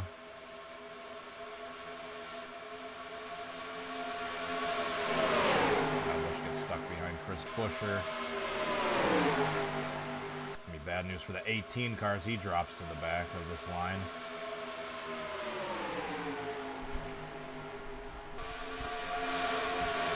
By the way, I'm seeing my microphone battery is dying, which means my microphone might sound a little quiet, so I'm going to go grab a microphone battery real quick. Another crank it up.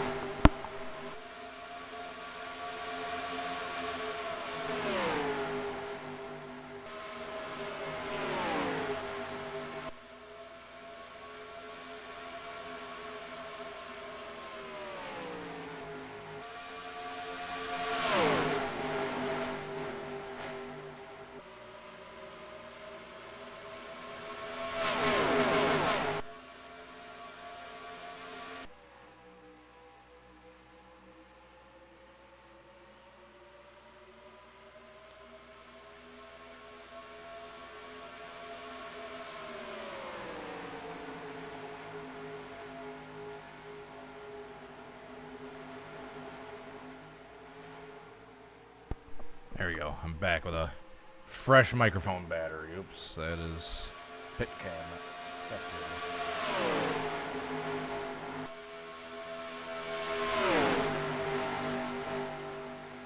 Oh, Kyle Larson. Oh! Big contact with Brad in the wall back here. That allows Larson to get by. That allows Logano to get by. That might allow Reddick to get by. Not quite. Brad holds on to fourth. Yeah, he lost 2 spots after smacking the wall. Larson's in second now.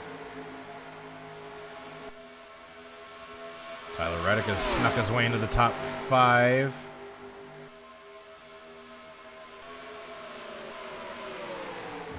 but he continues to battle with Truex for the top 5 spot. Truex is going to try the bottom lane. He has to push back up into the outside. Cuts in front of Kurt. Kurt tries the inside. That doesn't work for him. Kyle slowly reeling in your leader, Denny.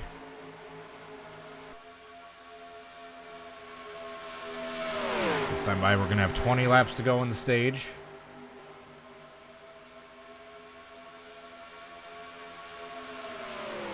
So there is passing going on. Usually it takes someone being squeezed into the wall, but there is passing.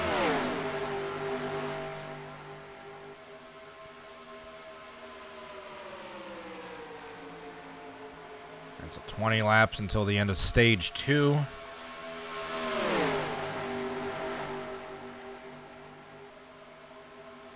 I hear them catching another lapped car.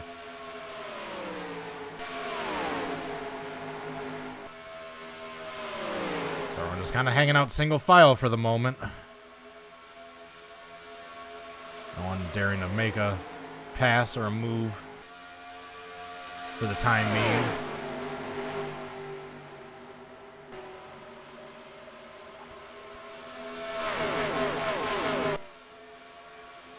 See, the top 8 are just nose to tail. Eating up each other's draft.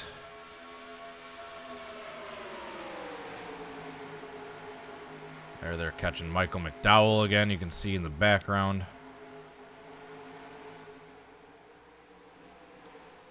Less than 20 laps to go in the stage. So on board with Michael McDowell. Oh, they might catch him in a bad spot. They're gonna catch him right where they caught Garrett Smithley. Oh, that was close.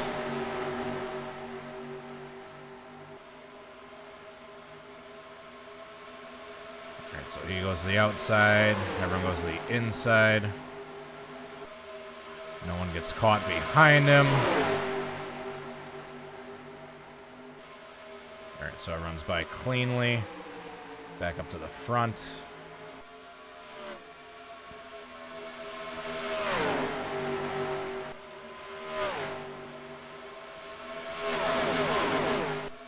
To catch Chris Buescher. Is that Chris Buescher? No, it's not. It's Todd Gilliland who's about to go a lap down for the first time. So there's still 27 cars on the lead lap.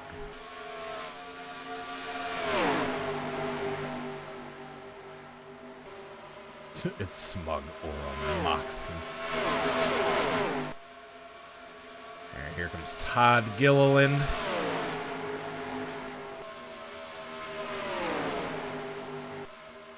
Is this going to do anything to affect the battle for the lead? Gonna catch him going into turn 1.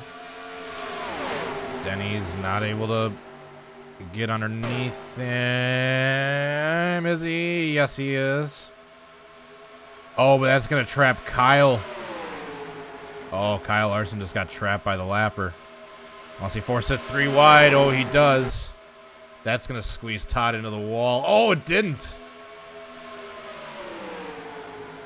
Kyle might actually be able to hang on to second place despite getting squeezed by him, by Todd Gilliland. He does. Wow. What a move by the reigning champ, Young Money Kyle Larson to get by the lappers, go 3 wide. Meanwhile, Reddick moved his way up to 4th.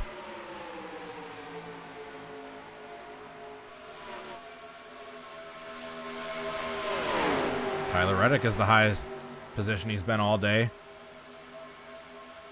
Right on the tail of Joey Logano.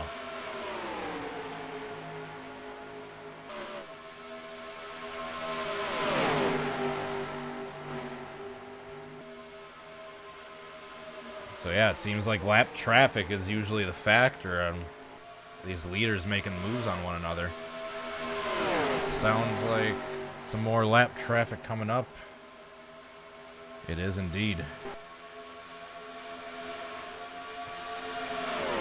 So we got Harrison Burton and Ty Dillon. 10 laps to go in stage 2. 10 laps to go in stage 2. I don't think these lappers are going to be able to hang on. Yeah, they're going to go a lap down probably this time by.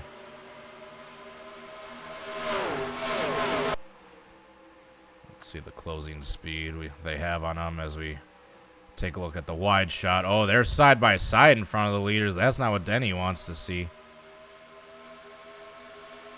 Oh, they fan out. They're trying to figure out, all right, how are we going to get around these guys? They both go low. Kyle makes a move underneath Hamlin. And Denny gets stuck by the lap traffic. Kyle back into the lead. Kyle Larson. Denny gets back below Harrison Burton. Is able to get back under behind Larson. And Larson takes the lead.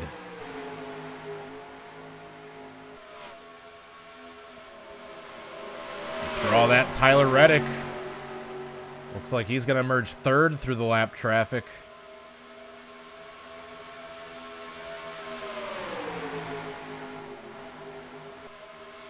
Tyler Reddick will be third, and Hamlin takes a peek at Larson, loses his momentum.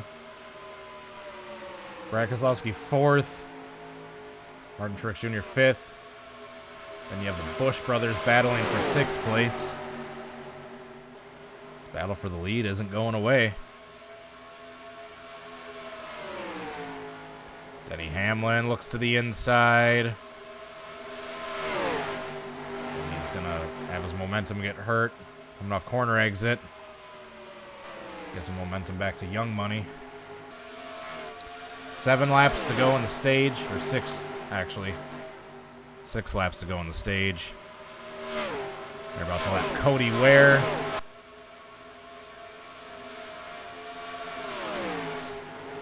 Cody Ware goes a lap down. We'll have 23 cars left on the lead lap.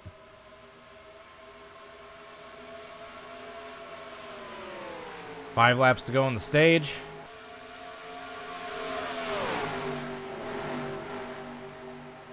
They're coming up on Cody Ware. Is this going to affect the battle for the lead? I don't think so. Kyle Larson's able to get underneath, as is Denny. Looks like they're both going to get by cleanly.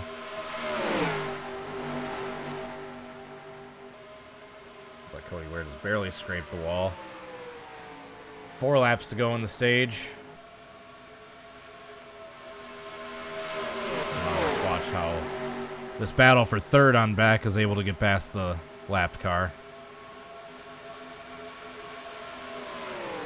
Tyler Reddick looks down low, but Cody Ware closes the door.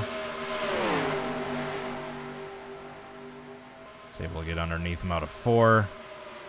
An arrow push from Keselowski. He's going to get clear. 3 laps to go on the stage. So it looks like the leaders are able to cleanly get by Cody Ware back here, with the exception of Kurt Busch. It looks like he might get stuck and have to get shuffled to the end of the line. Meanwhile, 2 laps to go on the stage.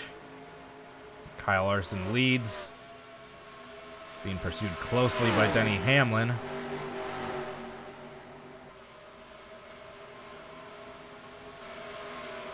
The next car up here is Chris Buescher and Michael McDowell. They're fighting to not go another lap down, although they might be in the way of the leaders.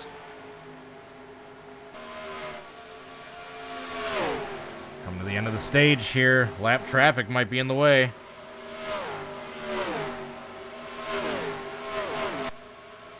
Actually, I think they should be good. Just ahead enough. Yep, they're going to be just ahead enough. Just ahead of them. Just enough. There we go. Caution is out. I was able to get that in right in between McDowell crossing the line and Larson crossing the line.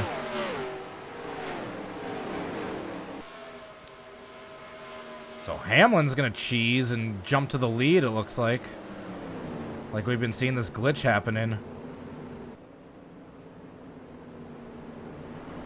Yeah, Hamlin glitches and goes to the lead into the pits. Despite Larson leading that stage. So yeah, this version of Las Vegas is a little janky, if I may say so myself. So everyone's coming into the pits. If this stays green, this should be the second to last round of pit stops, I believe. So I should have to pit one more time after this. Alright, so this is going to be the all-important battle off pit road. Who's going to be the first one of these lead lap cars to make it to that yellow line?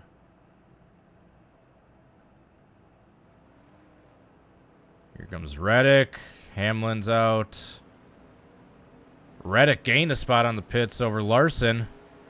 Reddick's moved his way up to second. So Hamlin won the battle out of pit road after cheesing, entering pit road. Reddick is second. Larson is third. Truex is fourth. And Kurt Busch made it out in fifth. So all the lap down cars have to pit now. And then after that, we'll be getting the one to go.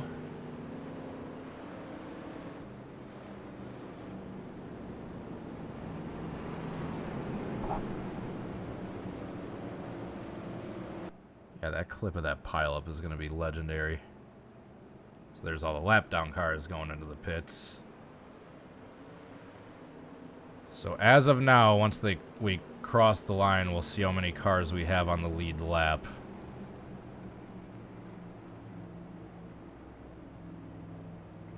How many cars do we have on the lead lap? We have 23 cars on the lead lap. The 20 is out after getting into the catch fence earlier. And the 24 is out with a camshaft issue. Michael McDowell, who was one of the cars involved in that Christopher Bell wreck, is 2 laps down with damage. Todd Gilliland is a lap down. Ty Dillon was a lap down. Cody Ware. Harrison Burton and Chris Buescher. Sorry, that got it switched around while I was listing off the drivers. That's what confused me. So that last time by, we had 100 laps to go. So this time will be 99 laps to go.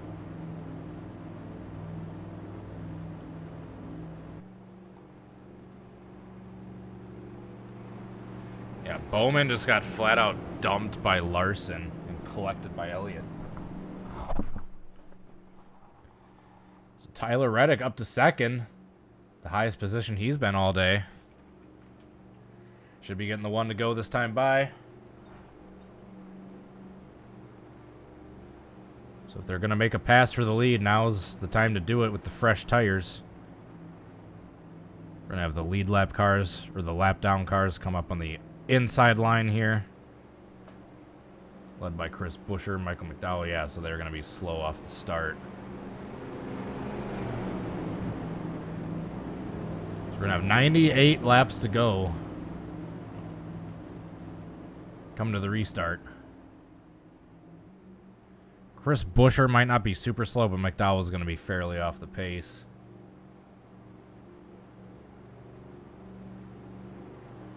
Yeah, so we have those 6 cars down in the inside line. Those are a lap down or more. Buescher, McDowell, Gilliland, Burton, Ty Dillon, and Cody Ware. All those other cars on the outside line are on the lead lap, racing for the position, racing for the lead.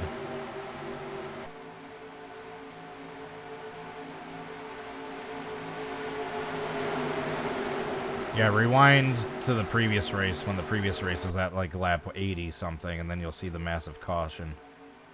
The massive wreck. It's like lap 70 something actually. Alright, Hamlin Enters the restart zone. Green flag.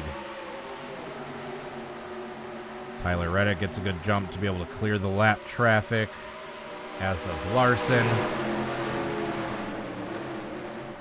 Truex is stuck side by side next to the lap traffic, but he'll get the run on the outside. Here comes Reddick. If he's going to do it, now's the time with these fresh tires. Does he have the advantage? He does. Reddick leads that lap. Here comes Kyle Larson following suit. Getting underneath the 11. But he has to back off. The 11 gets the better run down the straightaway. Tyler Reddick into the lead. He's being challenged by Hamlin. Hamlin's underneath him, but Reddick still leads.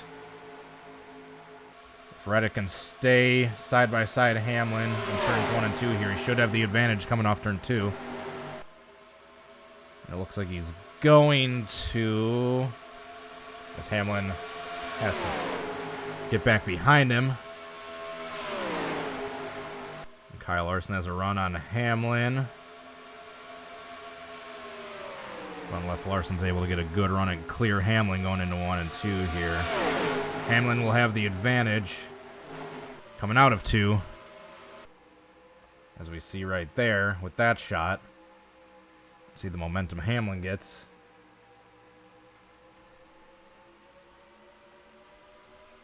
Now Kyle Larson has to fend off Truex. Oh, Larson into the wall. Larson into the wall. That's going to allow Truex by. And now he's battling Kurt Busch for 4th.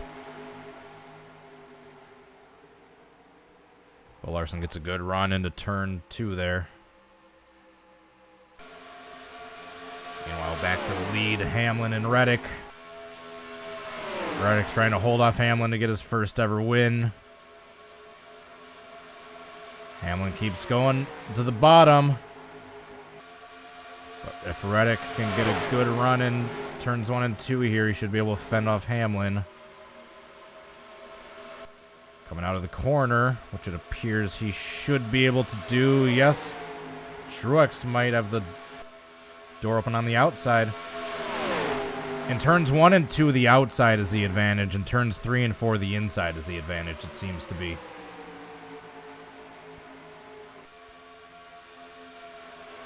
Two JGR teammates nose to tail for 2nd and 3rd place.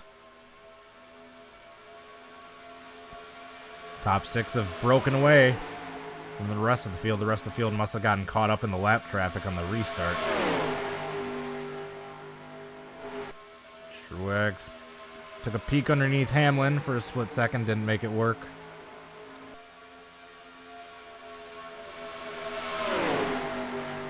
Reddick continues to lead. Reminiscent of Auto Club this past week, when he led a handful of laps before having issues that sent him to the back. Reddick is desperate for his first win. Oh, he's into the wall! He's into the wall! He's able to stay in front of Truex, though. He lost a lot of momentum, but he's able to stay ahead of Truex. Let's take a look at that once again. Same case we've seen a lot today. Car on the outside pushes up on the outside, hits the turn 4 wall. Almost came down and collected Hamlin, but able to keep it straight.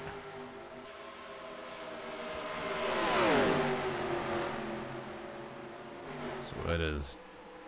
Oh, we have a caution. We have a caution. We have Todd Gillen in the pits, who appears to have roof damage. He might have flipped. I'm not going to speak too prematurely, but we have a caution.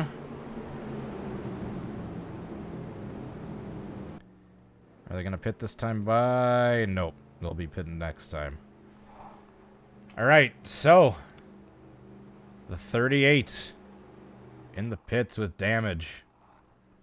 Let's see what happened to him. I don't know if he flipped or not, but we'll see. We will certainly see. Oh, that answers our question.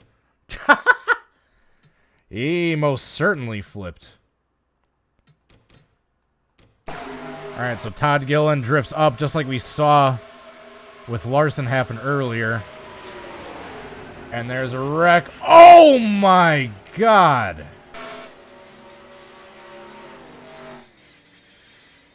Inside, Oh, he flipped alright. Inside. We're wrecked. I don't know how the fuck I call inside the whole way down the back. E2 guy, thank you so much for the $5 super chat.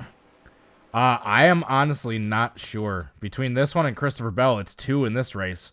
But that last race, that one pileup had probably like a dozen. At least 8.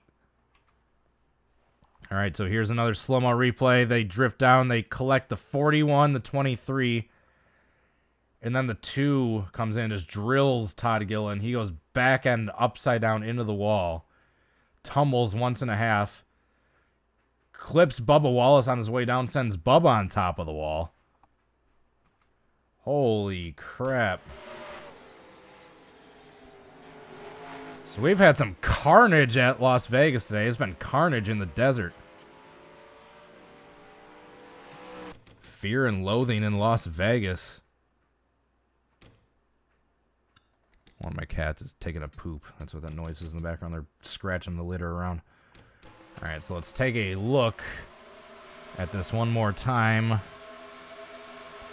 Todd Gillen was one of the lap down cars, I believe.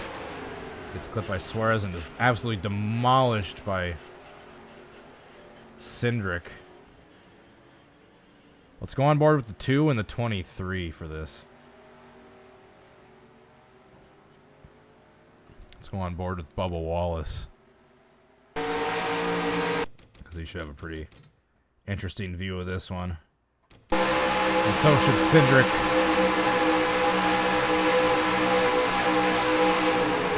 It's only a matter of time before we had another caution. Hell yeah! Hell yeah! Ow! Whoever just sent... Oh, the E2 guy, thanks for becoming a member. Appreciate it, bud. Hell yeah. Let's go on board with Daniel Suarez. And someone said Cole Custer will go on board with him, too. So the roof flaps come up. There you go. Which one's Cole Custer? Here we go. Alright, on board with Cole Custer. And we'll go on board with Cindric. And we're back live. Cole Custer took a big shot. He kind of made it through the initial spin, but took a big shot into the wall afterwards. Alright, Austin Cindric is probably going to be done for the day after this shot.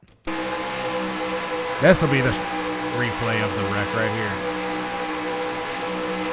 There have been 11 flips. Alright, so there's 9 in that first one. Oh my god. We've actually just received helmet cam footage of Todd Gillen. So prepare yourself, folks. It's going to be a wild ride. The newly acquired helmet cam footage from Todd Gillen. Boom. Alright, yeah, now we got to go live. Yes, I think, yeah, perfect timing.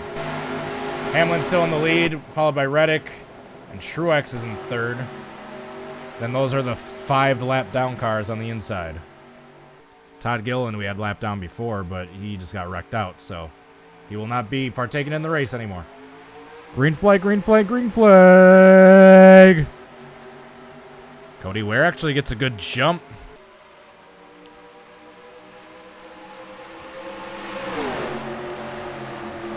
So if Cody Ware can pass Hamlin and another caution comes out and he beats Hamlin back to the line, he will get his lap back, but it's not looking good right there as Hamlin clears him.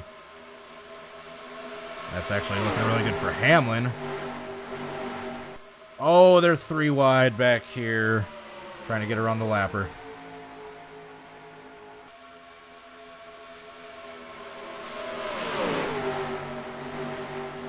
Reddick gets by, as does Truex. Kurt Busch is trying to get by on the inside.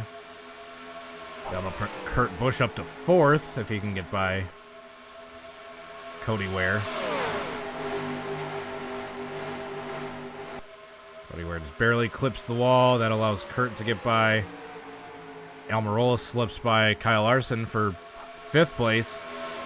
Kyle Larson gets back to the bottom. And that's going to put him 3 wide. 2 wide. Now he gets back behind Almirola. So that's the battle trying to get past the lapper. Here's the battle for the lead.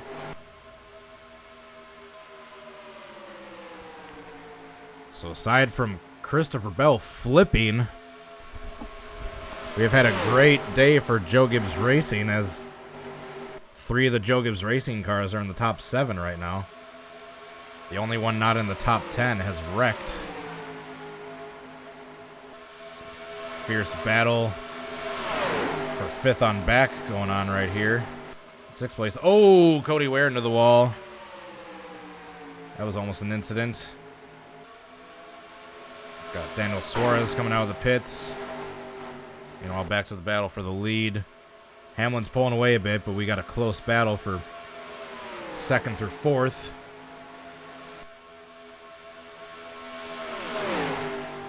Tyler Reddick still searching for that elusive first win in the Cup Series. It's been oh so close a few times now. Could this be his day? Could this be his race? He gets a good run through turn 2. Clears himself from Truex and closes the gap on Hamlin.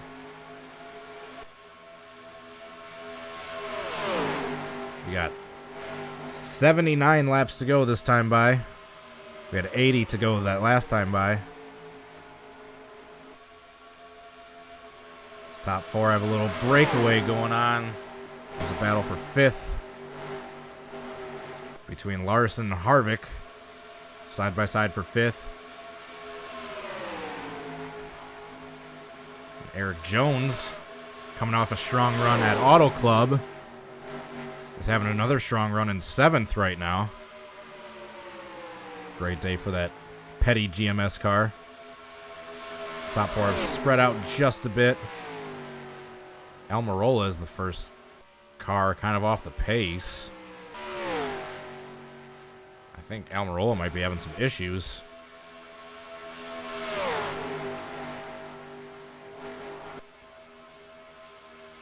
Ooh, Kurt Busch up to 3rd. That's the strongest he's been all day. Truex Jr. goes back to 4th. Kurt Busch, does he have the grip to make the bottom stick in 1 and 2?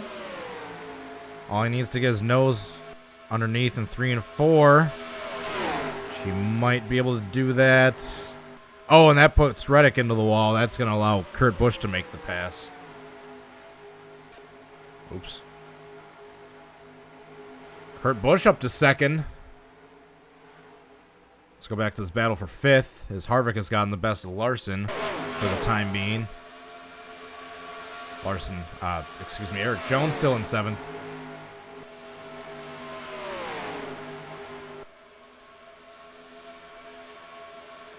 Eric Jones trying to hold off Kyle Busch for that 7th spot. Oops, that's the pace car.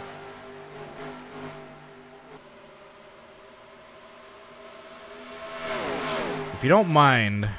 Oh! Hold up. I was going to say, I was going to do a crank it up, but we might have a pass for the lead here. Kurt Busch. Oh! That's the first time we've seen the bottom not work in 3 and 4 right now. He had his nose underneath, but Hamlin was able to keep a good run going on the outside.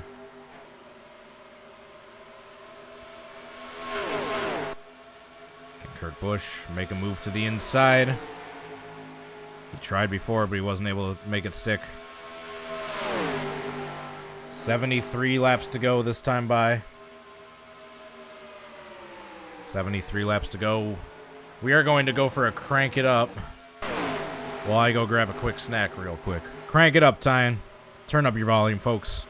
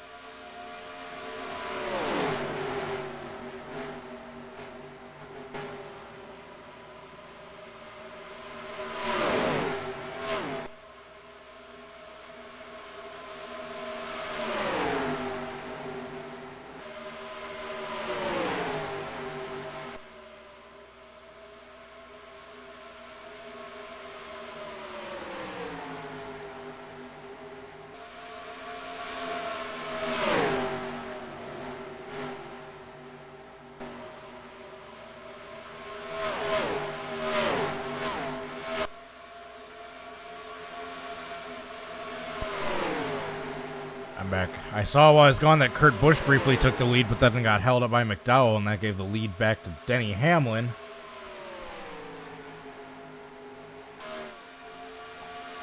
I'm sorry, I'm getting a snack real quick.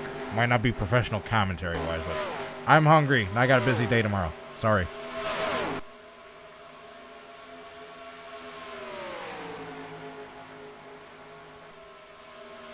Hamlin coming up on Cole Custer. A lap down.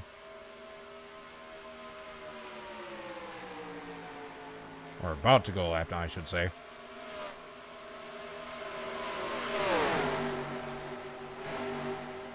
There's 20 cars left on the lead lap, and he's the last one. Now there's 19 cars on the lead lap.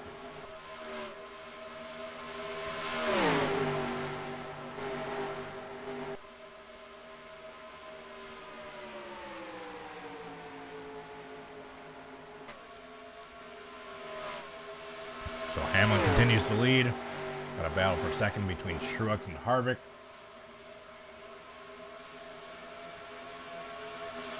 Harvick down to the bottom in 3 and 4.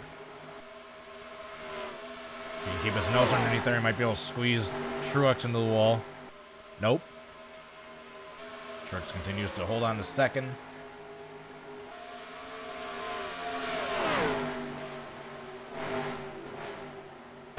Got another slow car coming up. Daniel Suarez.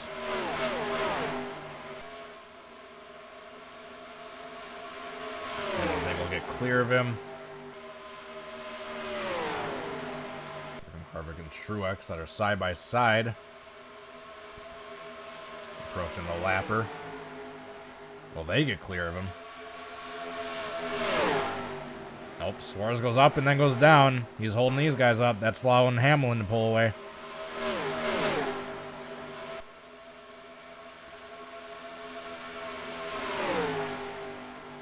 Suarez continues to block both lanes. That's allowing Hamlin to pull away. Looks like Harvick will clear him this time. But not before Hamlin's put a sizable gap on them. Truex is still stuck. Suarez is slow enough to get lapped, but fast enough to cause them issues when they are getting lapped.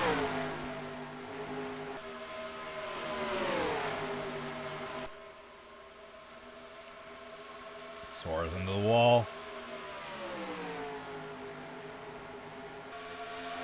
Truex able to clear him.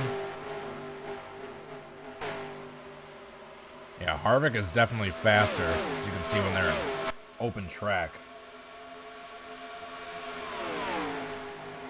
It's just a matter of being able to get around Hamlin on the bottom.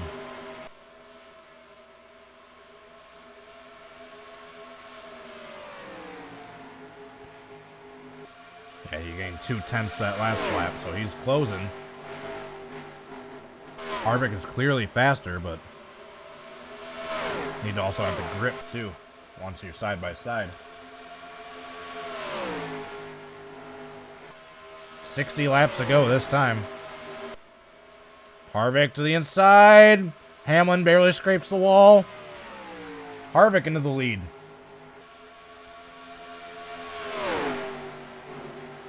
Even clears him. New leader, Kevin Harvick.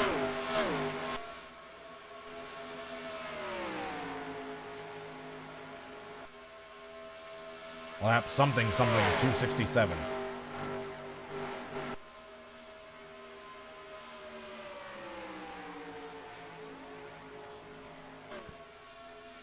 I think that would be like lap 209 of 267 if we're still considering this the full race with the two parts combined. So Kevin Harvick with a strong performance here at Las Vegas. Can the closer close this one out? Will Hamlin steal it? Will Truex steal it? Or lurking back there in fourth place, just within eyesight, is your reigning champ, Young Money Kyle Larson.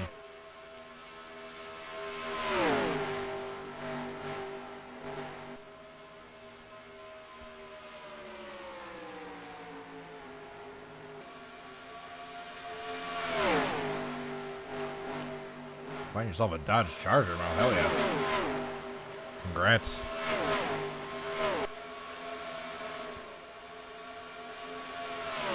$55 laps to go this time by. Coming across the line. 55 laps to go.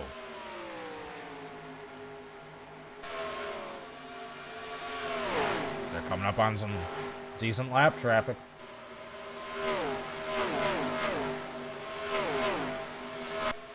I'm sorry, guys. I gotta go blow my nose. I'll be right back.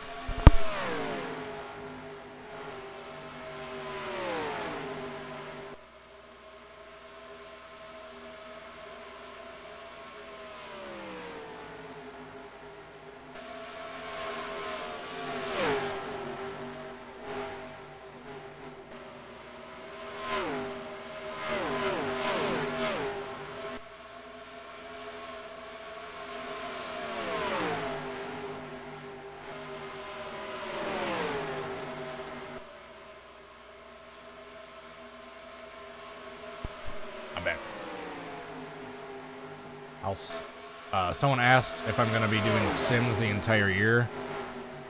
I will certainly try.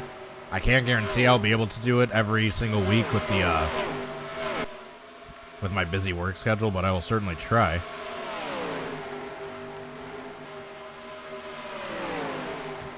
And they start to navigate their way through lap traffic.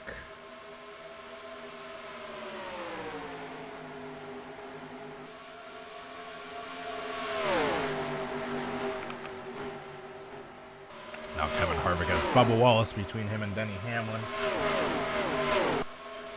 But Bubba should pull right over for Denny. Denny owns that car after all.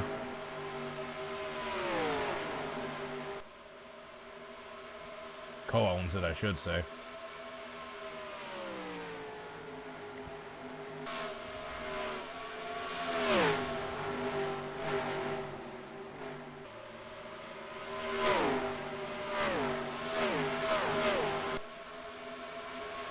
I think this is one of the longest green flag stretches we've had in a while. Here comes McDowell. Hopefully this doesn't cause him issues. Oh, that slows him down. Oh, that allows Hamlin to get right back up next to his bumper. Ho ho ho ho.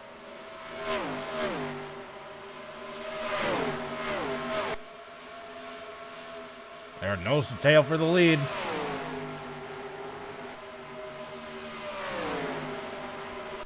We have less than 50 laps to go. 49 this time by. If we stay green, they should have to pit under green. Sorry, guys. I'm almost done with my snack, and then my semi-professionalism will return.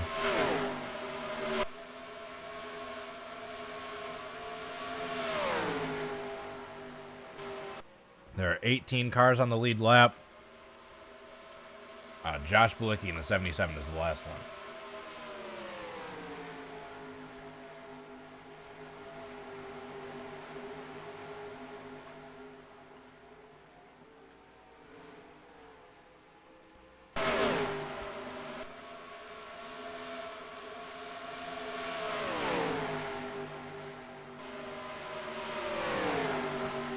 Oh, Ty Dillon.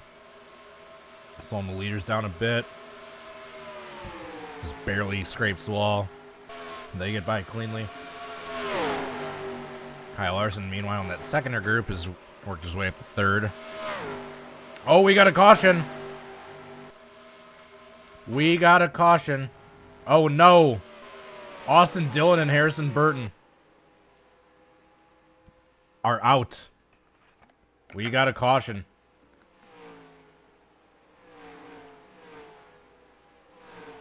That should be the final pit stop that the leaders make. Meanwhile, who won the race back to the line? Harvick did. So just when you think things are starting to calm down, think again, folks. How many non-stage cautions has that been? Not counting the massive pileup. Well, I guess we can count the massive pileup because I did an imaginary one after that to kind of reset the field. So yeah, even counting the massive pileup and the 2 stage cautions. How many cautions has this been now, if anyone's been counting? All right, so Harrison Burton goes wide. Logano gets underneath him.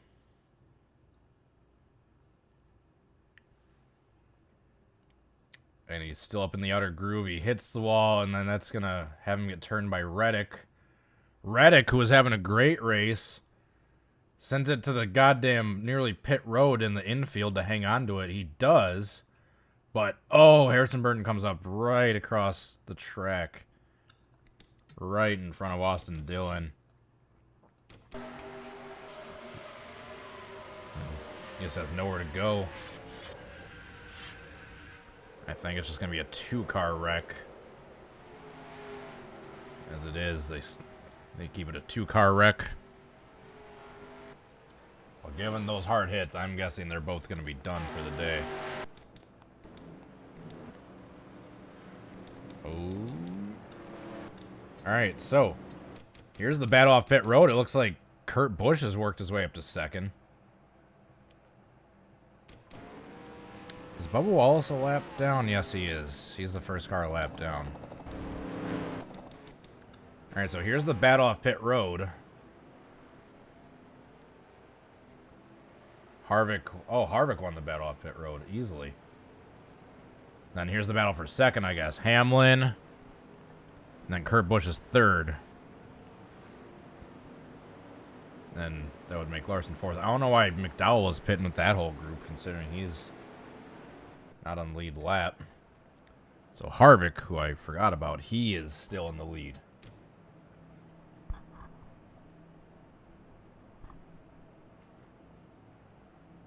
So we have about 43 laps to go.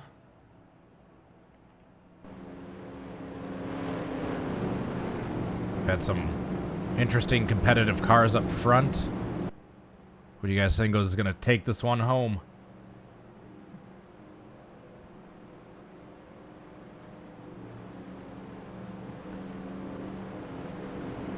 Yep, the 3 is out, as is the 21, as expected.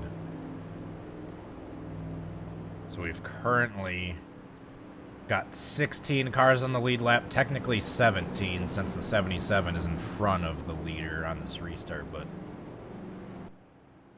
I don't know if they're going to go to the inside line here, if he's just going to stay in front. I think the front 2 cars will go to the inside line, and then Bilicki will stay in front of Harvick.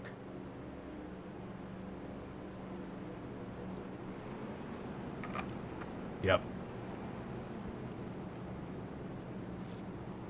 Now, Bilicki will be fighting to stay in front of Harvick and stay in the lead lap. All those cars on the inside line are at least a lap down. And starting with Harvick, all those cars on the outside line from him on back are all fighting for the lead and for position. I know these double file restarts get a little confusing with the NR2003 rules, with it being the old school double file restarts, but once you realize who's a lap down and who isn't, it's pretty easy to keep track of.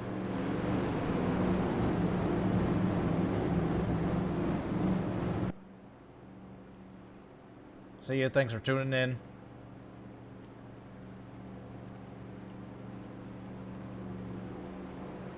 Sorry, Snacky is almost done. We're gonna have 42 laps to go on this restart.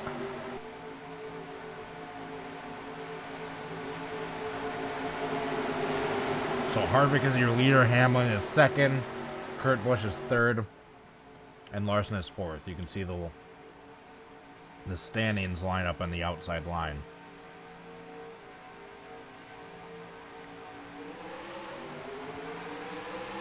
Green flag, green flag, green flag! So if Bilicki can stay in front of the leaders and the caution comes out and he beats them back to the line,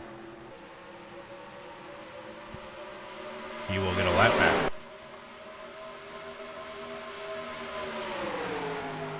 Got the lappers causing some issues for the lead lap cars here. Remember, the 10, the 77, and the 51 are a lap down.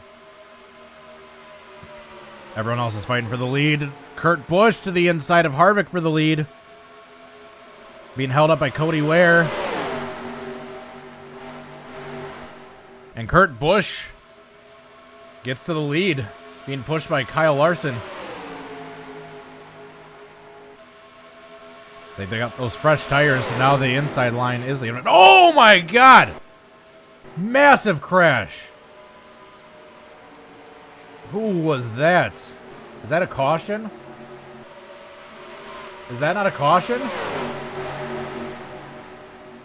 What on earth just happened? I don't think we got a caution for whatever just happened. I think that was Kyle Busch. Got sent really hard into the wall. We got to go back and take a look. Yes. Yeah, he just sends it in underneath his teammate and just... Jesus, what was Kyle doing there? Oh, some of these cars had to dive to go down to the pits. What? Oh! It was Harvick, because Harvick just slowed up to get down to the pits. And that checked up the 11 who got into the 18, and it was all chain reaction from there. Two of the Stewart-Haas cars having to pit unexpectedly. I thought for sure that was going to be a caution, but no.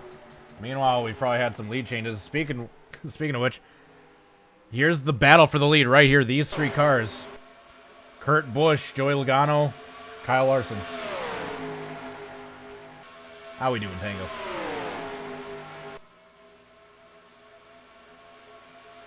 Oh, here comes Logano to the inside of Kurt Busch. It's the Pennzoil 400, so of course the Pennzoil car has to lead at some point. Oh, man. Here comes Kurt Busch back to the outside, though. And he gets clear of Logano.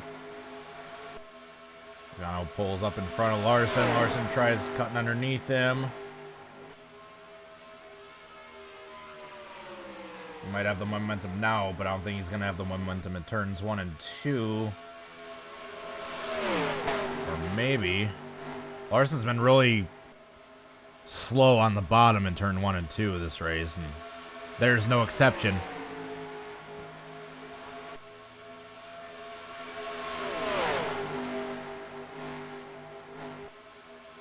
Alright, so this time by is 35 laps to go. 35 laps to go. They should be good to make it on fuel for the rest of the race, I believe. So 15 cars on the lead lap, the last one being Eric Jones in the 43, about a half lap back.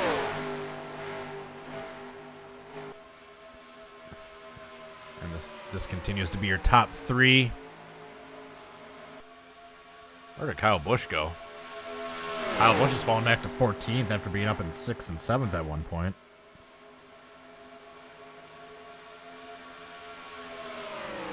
Well, yeah, that's right. Kyle Busch, he was involved in that incident before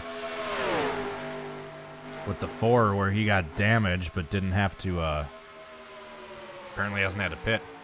Speaking of damage, the 10 that had to pit unexpectedly and the 4, they're now multiple laps down.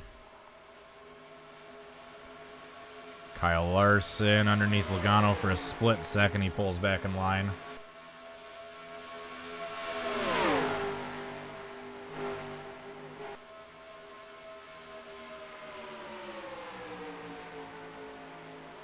Yeah, Harvick did probably scrape the wall at some point. That's probably what caused him to pit. 32 laps to go.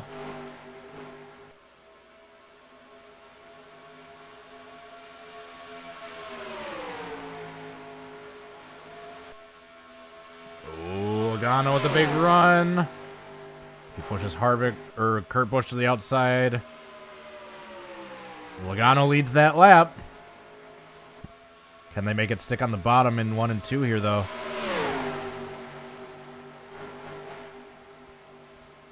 Logano's able to clear him. Kyle Larson is not. And Kurt Busch immediately goes back to the bottom in 3 and 4, where this seems to be the preferred line. Logano just barely brushes the wall. But he still has the advantage over Kurt Busch, but Kurt Busch has his nose underneath him. This is a great battle for the lead, folks. Logano back to the outside. That's going to let him clear Kurt. So now we have Larson to the inside of Kurt. Kurt closes the door.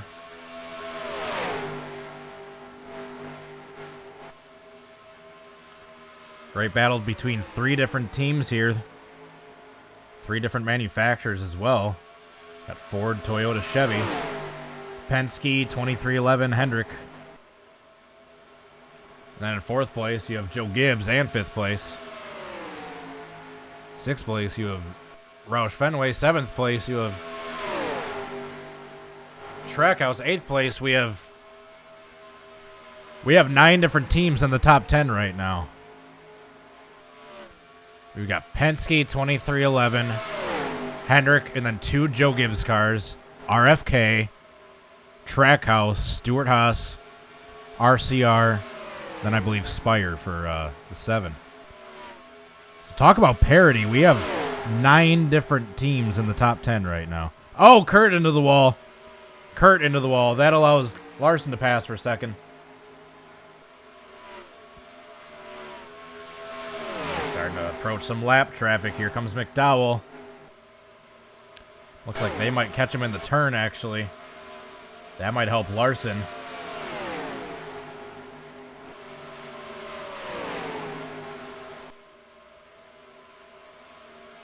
They catch him and pass him cleanly.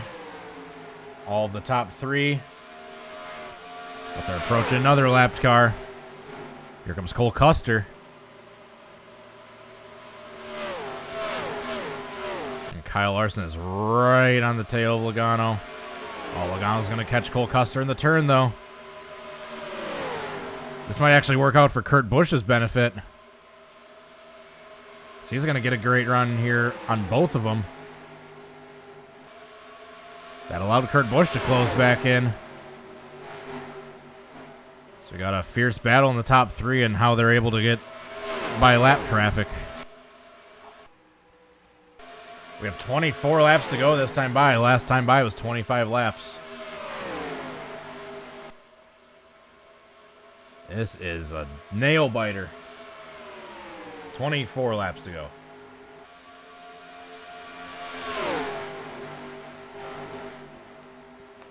So like I said, I think we should be good on fuel and tires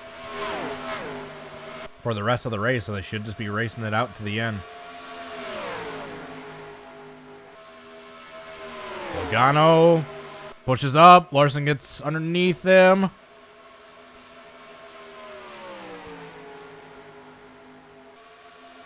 How can Larson handle the bottom in turns 1 and 2? He isn't. Looks like Logano's going to clear him back. He is. Larson spent that time working up to get up next to him. Only for him to push up and lose that momentum once he got up there. Now he's battling Kurt Busch for second. But now he should have the advantage in turns 2 there, just like Logano had the advantage on the outside.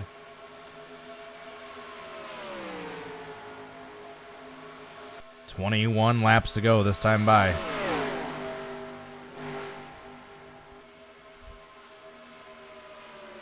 "21 laps to go, folks. It'll be 20 to go next time by.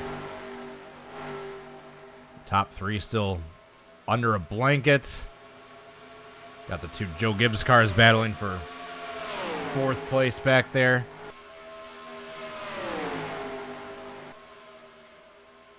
Oh, here comes Larson. Logano just hit the wall. That's the break Larson needed. Larson should be clear. He is. Larson to the lead. After Logano gets into the wall. So his top 3 are still just separated by like a couple tenths of a second. We have 19 laps to go. 19 to go.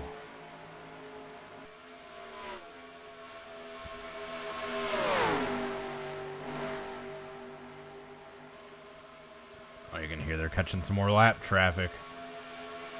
Meanwhile, those Joe Gibbs cars back there are actually starting to close in a little bit, it looks like.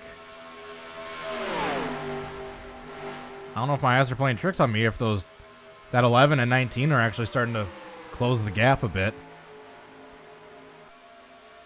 18 laps to go.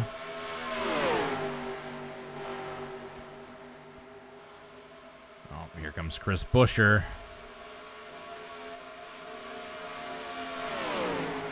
How are they going to get by him? Larson goes up high. It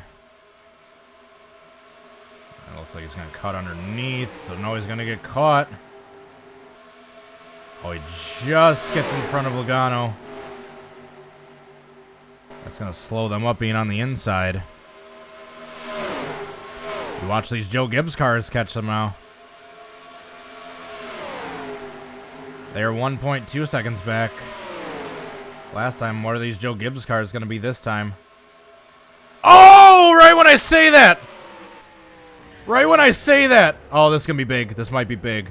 Unless he can back it down. Oh! How is that not bigger than it was? We have a caution. Right when I was talking about how those Joe Gibbs cars might catch the leaders, we had problems. Same issue we've been seeing all day. The car on the outside pushes up in turn 4 and then just gets clipped by the car on the inside as they come off the corner. All things considered, that could have been a way worse accident. That's some damage to Truex, but I don't know if he's going to be like ridiculously off the pace. And then Brad, Tyler Reddick, Chase Briscoe, Ross Chastain almost all get collected, but keep it off him. Let's take one more look. Then we'll watch the pit stops. That could have been way worse, all things considered. Alright, back up front. Oh, what? Our leader with problems.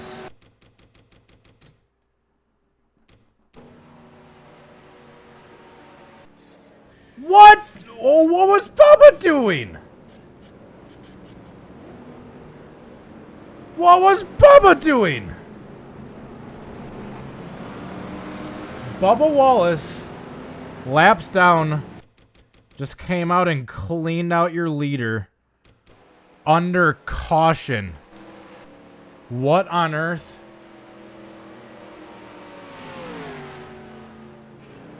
What on earth? Chris Buescher's involved. Denny Hamlin gets a piece of it. Mostly everyone else gets by, but that's going to open up the lead to Logano and Kurt Busch now. Bubba! And he's not even pitting! What? What are you doing, Bubba? I don't know. I guess he's getting his lap back. Oh my god. I thought he was about to take those guys out too. What on earth? So we're under caution, mind you. We've been under caution for like a lap. And then this goes down low, sends it below the white line. Boom. And just so happens to take out the leader.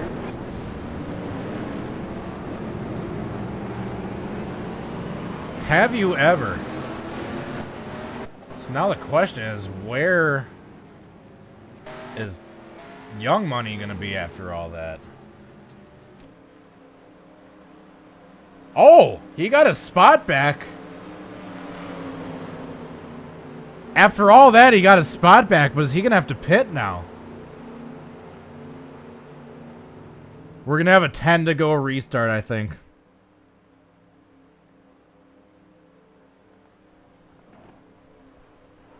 I think we're going to have a 10 to go restart. with a damaged Kyle Larson in the lead, trying to fend off everyone behind him for the win. What on earth? Have you ever? Is Kyle going to pit this time? Let's see.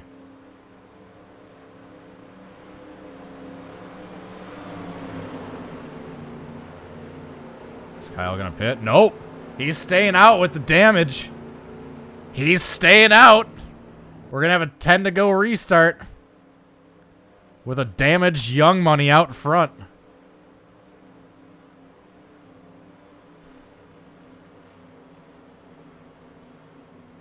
And I think since it's within 10 to go, all the lap cars are staying back there and not going to be a factor for this final restart. I believe. I could be wrong. Nope, I am right. They're all staying back there. So 10 laps to go. We have Kyle Larson leading out front, followed by Joey Logano in second. Kurt Busch. I think the trend of 9 teams in the top 10 is still the same. We have Kurt Busch in third, Denny Hamlin fourth, Brad Keselowski in fifth, Tyler Reddick in sixth, Chase Briscoe in seventh, Ross Chastain in eighth, Corey LaJoie in ninth, and Ryan Blaney in 10th. We are going to have a restart with 10 to go. With a damaged Kyle Larson. This should be a durability test of these next-gen cars. How much damage they can sustain. And if they can still be fast. Kyle Larson damaged in that last caution will lead the field to green as he approaches the restart zone. Green flag is out. We are back. And he looks off the pace. And he is off the pace. Kyle Larson is off the pace. And that's going to be it for Young Money. All right, so now it's between Joey Logano and Kurt Busch.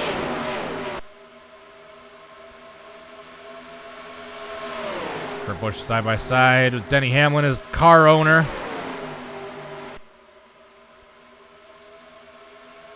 Kurt Busch gets him cleared. Now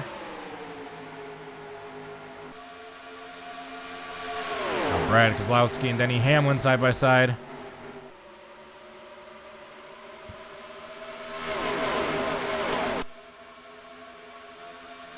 Kurt Busch looking for the second win for the 2311 team. His first win with that new team. Corey LaJoie into the wall back here. He is trying to hang on to a top 10, fending off Ricky Stenhouse Jr. and Eric Jones. Back up front. We have Joey Logano, Kurt Busch, Denny Hamlin, Brad Keselowski looking underneath him. Oh, here comes Denny. Denny trying to make a move underneath his car that he owns. And he's actually going to clear him. So he gets him cleared. We're going to have 6 laps to go to see if Denny can catch Joey Logano. If not, Joey in the Pennzoil car will win the Pennzoil 400 for the zillionth time. On board the Goodyear blimp or Air Spanky.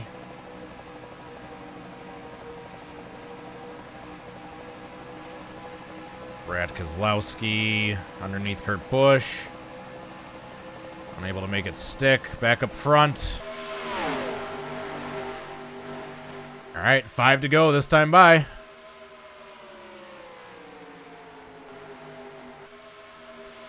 Got less than 5 to go now. We got a caution! Oh my goodness, we got a caution. We might have a 1 to go restart. It looks like it's going to be McDowell and Truex that was involved. We might have a 1 to go restart.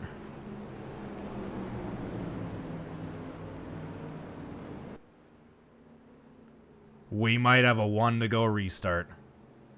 Because I think they'll do 59 or 58, 59, and then we'll get the 1 to go on when we cross lap 160. So either this is going to end under caution or we're going to get a 1 to go restart. But I'm assuming this is Truex and McDowell, so let's see what brought this out.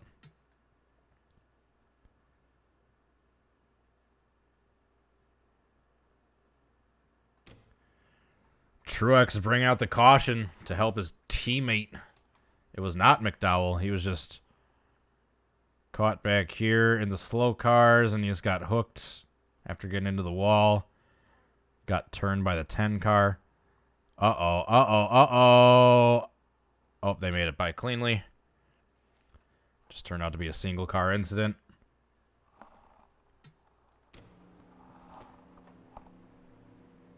Alright, so we will either have... The lights aren't going to go off this time, but if they go off, they'll go off next time. So, it'll either end under caution and Joey Logano, the thumbnail athlete, will be your winner, or we will have a 1 to go restart.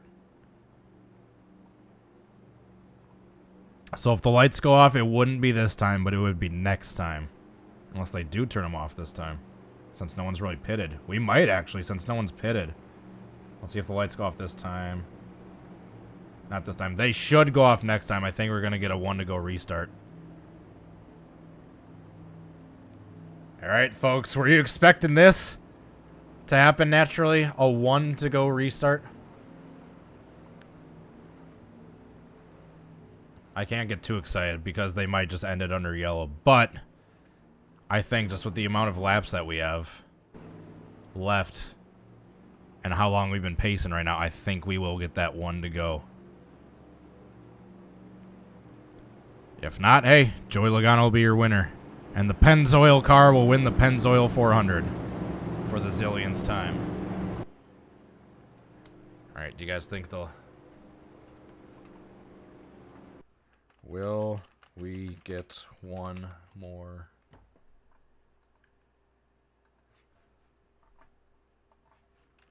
One more restart? Do you guys think we're going to get one more restart?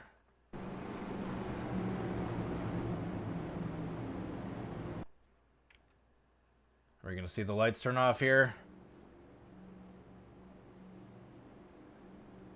Are we going to see the lights turn off?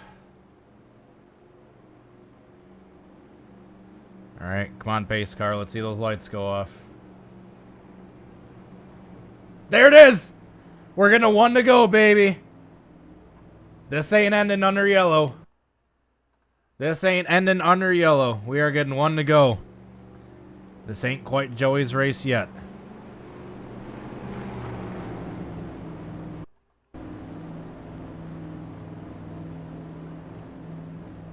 %% said yes for one more restart. Nice.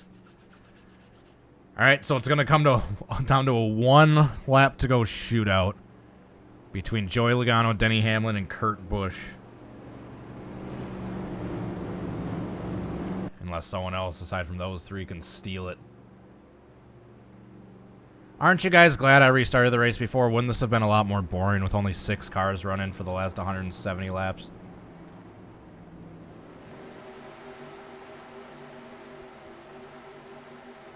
All right, folks. A 1 to go shootout for the Pennzoil 400 victory. Joey Logano, the title sponsor, car leads them to green. Does Denny Hamlin or Kurt Busch have anything for him? And we wait to get the green. There it is, green flag. If Denny is going to make his move, he's got to get a nose underneath him going on the backstretch and have that inside for 3 and 4. So Joey gets a decent start. But can Denny get a run underneath him at all? Oh, Kurt goes underneath. That's going to hurt Denny. That's going to hurt Denny. There, that's it. It's going to be a battle for this second spot in third place. Coming off turn 4, Joey Logano is the winner of the 2022 Pennzoil 400. Made it a little bit exciting at the end there, but ultimately it didn't really change anything. The top 5, I believe, is still the same. I believe Chase Briscoe stole the 5th spot away from Tyler Reddick. Aside from that, nothing else really changed. Corey LaJoie hung on to his top 10. Shout out. So after a wild and crazy race, and then a restart due to a massive accident where we needed backup cars to be brought in, Joey Logano is your winner.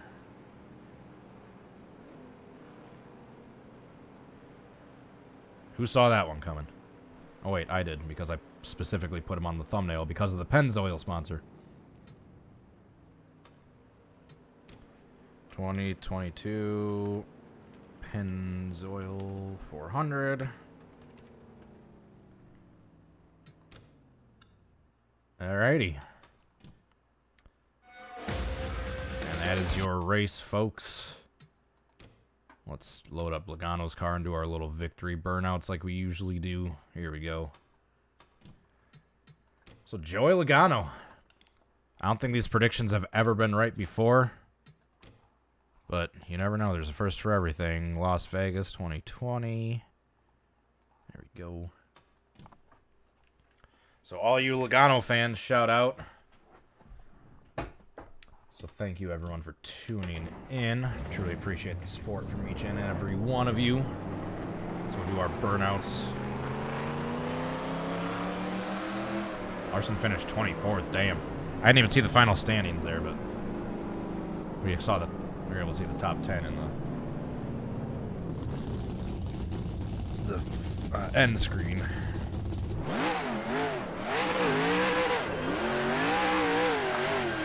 Joey Logano is your winner. The Pennzoil car won the Pennzoil 400. Whoever would have guessed.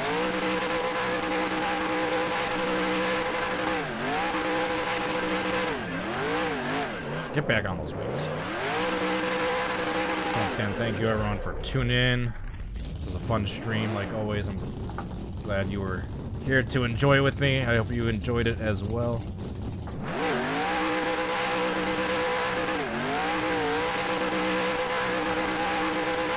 Logano saved at the pump. Indeed he did.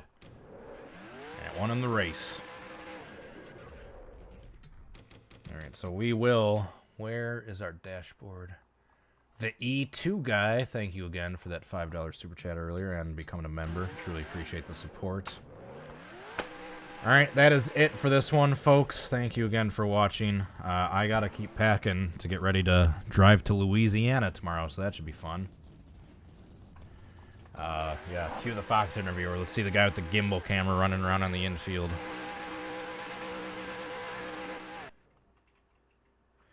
Alrighty, that is that. Logano is your winner. Appreciate y'all tuning in. Appreciate the support. I will be back streaming probably Monday or so. Just like I said, I'm going to be out of town for the next 4 days for work. So, I can't do a Logano type burnout. Logano's great at burnouts, and I suck at burnouts. With that being said, we out of here. We're going to cue the outro music. I will see you guys in a few days. I'll let you know when I'm back, or when I'm back from Louisiana. Hope you guys have a great rest of your night, and see you next time. Peace.